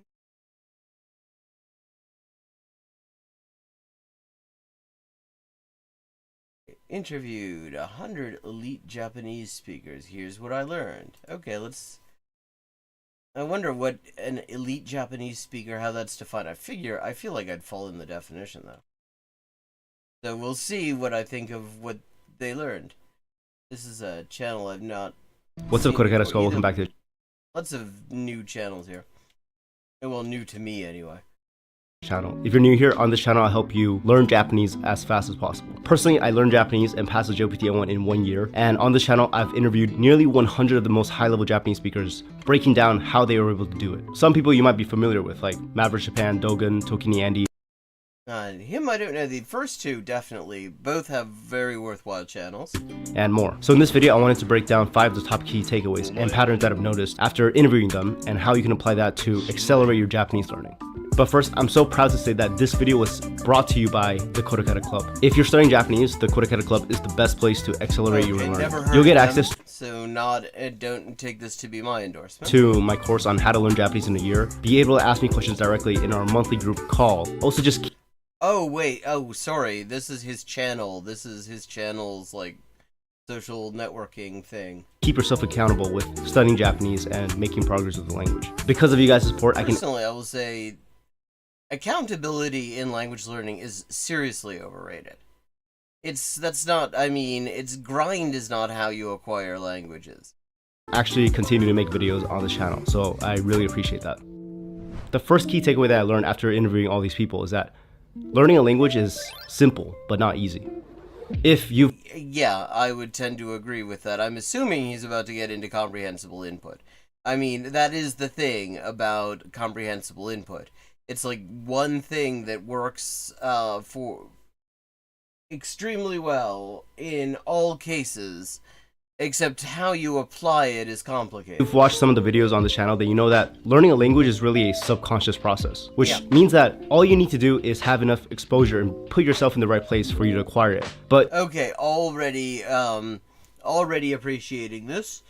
This is clearly, I mean, to me, that is the gold standard of whether I'm listening to somebody, whether a channel is somebody who has what I would say is worthwhile advice on language learning in general, or learning a specific language or not, is whether comprehensible input figures in, and what he just said is comprehensible input and implicit learning. But even though it sounds really simple, it's not easy. It's not exactly a very smooth process because you have to make a bunch of embarrassing mistakes, struggle to push yourself through immersion that you barely understand in order to one day Well, I would say the less you struggle, the more you're probably looking at the wrong sort of input. I mean, if the more you feel yourself like forcing yourself to watch it and stuff like that, the more you could probably find something better to do. Better materials to work with. Because it sounds like you're not really getting into it much. Get to the point where you're actually comfortable with using the language. It takes hundreds and hundreds of hours to learn Japanese to fluency, and then thousands of hours if you want to get to a really, really advanced level. I mean, it's true. It takes forever.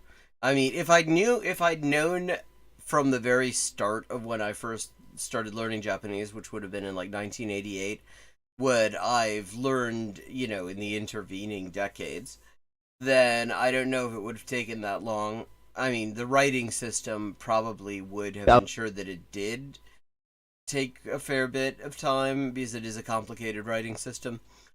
But it took me, I would say, about 10 years to really get properly fluent. Sorry. Allocate those hours is really up to you, but fundamentally it's impossible to learn a language if you're not having a large amount of exposure to it. Yeah, don't get fooled by apps that say that you only need 5 minutes a day to learn Japanese, or yeah, no, it's bullshit. If you use this, you can learn Japanese in 30 days. Yeah, not happening. I'm sure even when you watch this video, probably in the beginning you got some ad about how you can use some tool to learn Japanese grammar or Japanese vocabulary. Yeah, that's bullshit too. And while it's true that it might help you learn some new vocabulary or grammar, it probably won't help you acquire the language. It almost certainly won't. Minimum that I've seen after interviewing 100 of these people is that it usually takes about 1 to 3 years to really get to a level of fluency, and maybe even 10 plus years if you want to get to that near native level. Yeah, I mean, and this is why I qualify my own experience with it, because it was probably 5 or 6 years in that I started to realize that this method of using books that were familiar, with familiar stories and stuff like that, that was such an effective thing. So I hadn't really completely had that method. I didn't have access to the kind of materials that I needed in order to apply that method to Japanese for until about 1995 or so. So I could very well have taken considerably less time if I had started out with that understanding.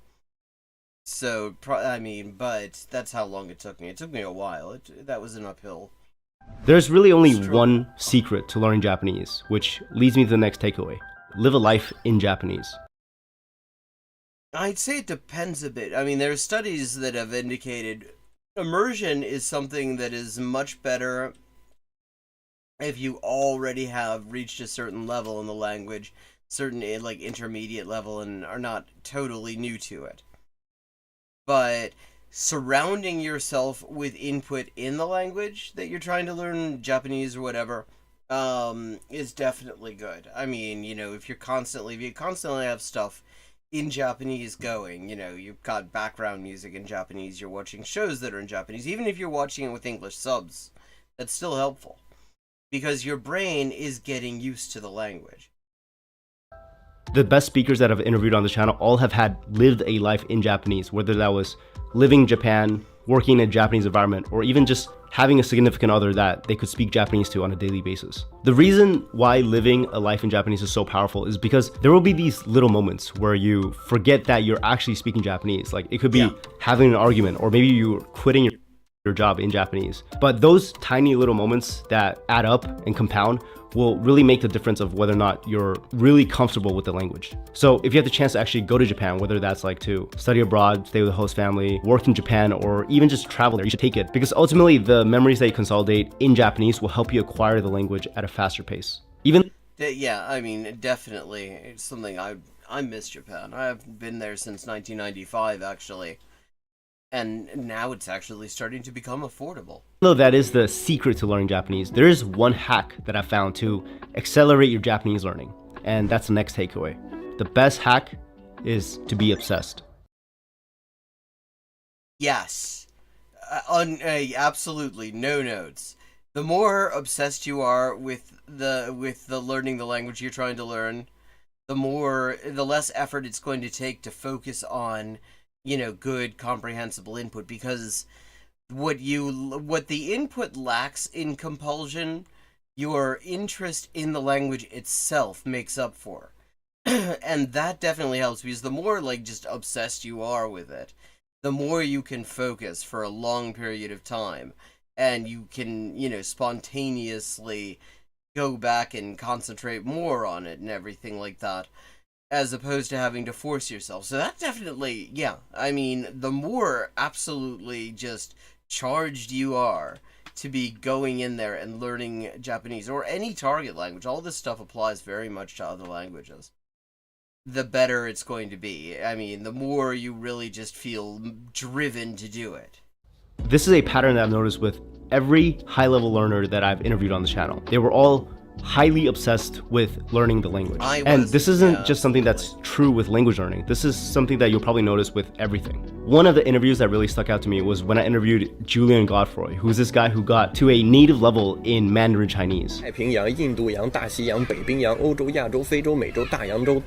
I interviewed him and asked him how he was able to do that, he simply said that he applied what he learned with being a professional celloist to language learning. So he studied 12 hours a day, every single day for over 5 years. It was pretty amazing to hear somebody say that so bluntly and succinctly. But See, I wouldn't even say that that's necessarily ideal. He clearly was driven. I mean, so he just spontaneously did that. And if you find you can just do that, and it does not deplete you or cause you to start to sour on the language you're trying to learn, then hey, probably would not hurt. I would not say that's strictly necessary. And if you find yourself, the more you find yourself forcing yourself, like you absolutely have just kind of run out of energy for it, and you're forcing yourself because you set a certain number of hours for it, then it's probably best to just take a break.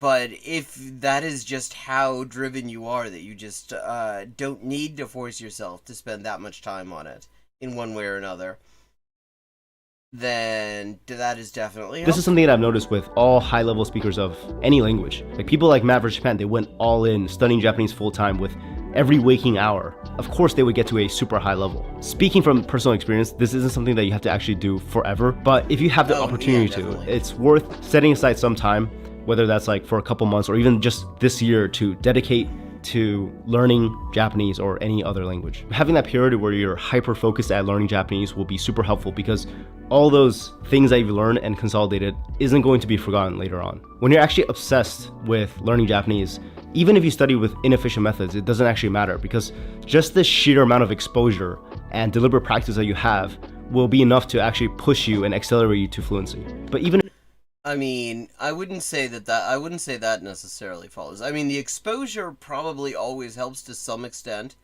because every bit of it is your brain getting exposed to it, and it helps kind of create a space in your head that is shaped like your target language. But, you know, using boring and ineffective methods like, you know, like grammar exercises or some crap like that probably is capable of doing about as much harm as it's capable of doing good, just because associating boredom with your target language probably makes it harder for you to focus on your target language. That would be my guess. Even if you have that obsession with learning the language, there's one mistake that I've seen that kind of slows down people's progress, and that's the next takeaway, which is deliberate practice is necessary to get fluent. I do not necessarily agree with that. I mean, what I really mean depends what he means by deliberate practice is speaking. Every person that I interviewed kind of slightly had a different journey to getting. Okay, that's true. I mean, people mean different things by deliberate practice. And if you want to get fluent in terms of being able to spontaneously speak and have it come out smoothly and everything the way you ideally want it to be when you're learning a language, yeah, definitely you need to be getting a lot of chances to talk in it. You need to just find, even if you're talking to yourself, even that's good. Even if it's like yelling at the TV screen or some shit, or, you know, talking to your dog or whatever, that's good. But yeah, in that context, definitely, by that, you know, within that sort of a meaning of deliberate practice. Fluent in Japanese. But the one pattern that they all had in common was that they all went through long periods of speaking and sucking in order to get to a point where they're actually hyper fluent in the language. There are a ton of videos on YouTube that you're going to fuck up occasionally that talk about how input is the most important thing to actually acquire a language. And while that is true to be able to comprehend the language, you won't actually get good at speaking if you don't start speaking. Well, I would qualify that. I mean, he's not wrong. But the thing is that the speaking tends to come on its own. I mean, this has been studied fairly extensively. People have a silent period in every language they acquire, whether it's their first language or another one, where it's just passive. And it has a lot to do with how much input you build up in your head that, you know, before you are able to sort of spontaneously speak it. But at a certain point, once you get to the point where you're able to start, like, spontaneously speaking, then the more chances you get to do that, the better off you're going to be. I'm actually making a video now about why and how you can start speaking to natives, so make sure to subscribe so you don't miss that. But the biggest misconception that I've seen on YouTube and language learning communities is that input is all you need to get fluent, and that early output is bad. The truth is, it's not that early output is bad. Early output, but you should be patient with yourself. Because expecting to be able to speak from the start and holding it against yourself if you inevitably find that is extremely difficult is possibly not the best thing for being able to stick with it. There is necessarily there's always a silent period. But once you start to overcome that, the more you talk, the better you're going to be at talking. I mean, that's just how that works.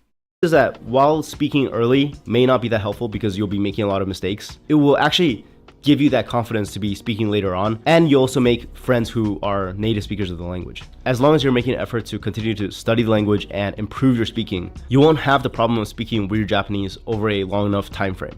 The only trap that I've seen is that some people get to a stage where they are really comfortable with speaking the language even if they make a lot of mistakes and they stop improving. And maybe that is a level that you want to get to. The only way to figure it out is... Yeah, I mean, and people are learning for different reasons and different purposes and stuff. So what language you're trying to get to is going to depend on that. Like, I mean, not every... Like, my own personal tendency when it comes to anything I learn is that I want to absolutely, like, be a fucking, like, super grandmaster at it or whatever. Knowing, though, that that's unlikely. It's like, I try to improve at chess, I try to study chess, and if I manage to get my rating up into the 2000s, that'll be cool. I certainly would be happy to achieve that. I also know it's quite unlikely. So, but... You know, I don't foreclose it from the start. other people might be just trying to get some sort of practical understanding, or they may just want to just achieve a reading knowledge of the thing, and they don't really have any particular use for speaking in it, and so it's okay if they stumble when they're speaking as long as they can read the thing they're trying to read. And I think it's important for people to define exactly what they're trying to do and be conscious about that. To get there. The idea that deliberate practice is necessary also emphasizes the fact that textbook study and theoretical study will only get you so far. In my video about how to learn Japanese in a year, I only encourage you to stick with the basics for about 100 days. If you're part of the Kodakata Club, I also break down exactly how you can do that most efficiently. But basically, setting a limit of when you're going to stop using beginner material is only going to accelerate your Japanese learning. I would actually kind of skip over beginner material. I mean, apart from stuff like, obviously, you need to learn the writing systems, and that's key. You absolutely need to learn the writing systems if you're going to get anywhere beyond the really basic stage, because the writing systems are just essential for that. Reading is essential for just about everything to do with acquiring the language, especially things like grammar, which pleasure reading is really the key feature when it comes to people who successfully acquire grammar. But I mean, in the case of Japanese, the writing system does require you to spend some time with some more like very learner orientated stuff to acquire the writing, a knowledge of the writing system. But once you've got that, once you've got at least some basic ability to read it, a certain number of kanji and stuff like that, I mean, gradually really shifting over into materials you actually care about in your target language, in Japanese specifically, is a good idea. Like, I mean, the key is, especially these days with ebooks, it is really easy to check the readings of kanji on the fly, so you can learn them as you read. That is much less of a barrier than it was when I was starting out, and I was, ebooks did not exist yet. They were just print books. So the more you can shift over into material that you're looking at because the content interests you, the better. Fifth takeaway is probably the most surprising and what some people don't want to hear, and that is that learning a language is really a lifelong process. Yeah. It's really easy to think that you can just learn Japanese once and then just be perfectly fluent forever. Like, it's true that you can... Yeah, because, the language changes apart from everything else. No matter how well you retain it, the language is constantly moving. Like, you have things like guguru is a verb that exists now. It comes from the word guguru, or Google. That word did not exist when I was first acquiring the Japanese language, because Google didn't exist, and now it is a very important word. There's lots of stuff like that. That it's just a matter of you just have to keep constantly in touch with a language, or you're going to sound like a time traveler. Learn to a level of basic fluency or even intermediate fluency in about a year or 3 years. But to really get to that stage where you're at a near native level, or you can fully function in the language without any problems, that's going to be a lifelong process. The interview that really stuck out to me was when I interviewed Peter Barakon, who is this Japanese DJ, and he has been living in Japan for, I think, over 50 years. He's like in his 70s or maybe 80s now. And when I talked to him, he said that there are still things that he learns on a weekly basis, even though he's... Yeah, especially when it comes to things like kanji. Kanji is lifelong. Because, you can, even, the most, kanji knowledgeable native speaker you can find in Japan does not know all of them. Because there's just too many of them, and so many of them are obscure and you never see them in your life. If you look up, I've looked at some of these on the stream, there are these quizzes with, really hard kanji that are very obscure. And native speakers have a hell of a time with it. They're doing well, it'll be 20 questions, and, really knowledgeable native speakers are doing well to get, 3 or 4 right. because there is so much to know. He's been living in Japan for basically more time than he has lived in the United States. And this is somebody that actually gives hour-long radio shows in Japanese, and he has written multiple books in Japanese and appeared on Japanese TV multiple times. I've even shown his Japanese speaking to some Japanese friends, and they say that he basically just sounds like any other Oji-san. Just speaking to him really just shifted my perspective into realizing that language is something that constantly is evolving. Even with our native languages, we still learn a bunch of new words every single year, and as we read more books or we have more exposure to our native language, we get better at expressing ourselves, we get better at reading comprehension, and so that's the same especially with learning a new language. While learning a language to fluency can be a pretty short and accelerated process, depending on the language and the availability of materials and stuff like that. to actually get to a near native level, that's going to be a lifelong process. And also in relation to this, another aspect that's often forgotten is the concept of language attrition, which is the fact that if you stop using a language over a long period of time, your brain is just going to start forgetting it naturally. And to some extent, I think this varies a lot. And this varies a lot from person to person, and I think also depends on, like, if you have some exposure to it, it's still going to be there. I mean, and my own experience of it is, like, there are languages where I don't get much chance to use them, but they're still there. It may take me a minute to orientate myself and get my bearings and stuff like that, but they are still there. It's just you have to access them, and the accessing them is a bit difficult. I've felt this multiple times for my native language and even Japanese sometimes, but I've also met people who have moved to the US and just completely forgotten their heritage language after living here for a couple of years. You have to really integrate the language into your life, or else... I wouldn't say... I would imagine they probably haven't completely forgotten it. It doesn't come out spontaneously, but if you put them in a situation where they needed to come up with it, it would probably get there fairly quickly. These things are... I mean, it's very rare that something is completely lost. You're just going to forget it. Luckily, if you're studying Japanese, it's one of those languages that has just insanely good media, so you're probably not going to run out of Japanese content if you are passionate about the language and the culture. But yeah, that's it. If you enjoyed this video, consider subscribing to learn Japanese, and if you want extra help... Yeah, good video. I think that was all excellent advice. Definitely somebody I would recommend. And just in case I did not put that link in the chat.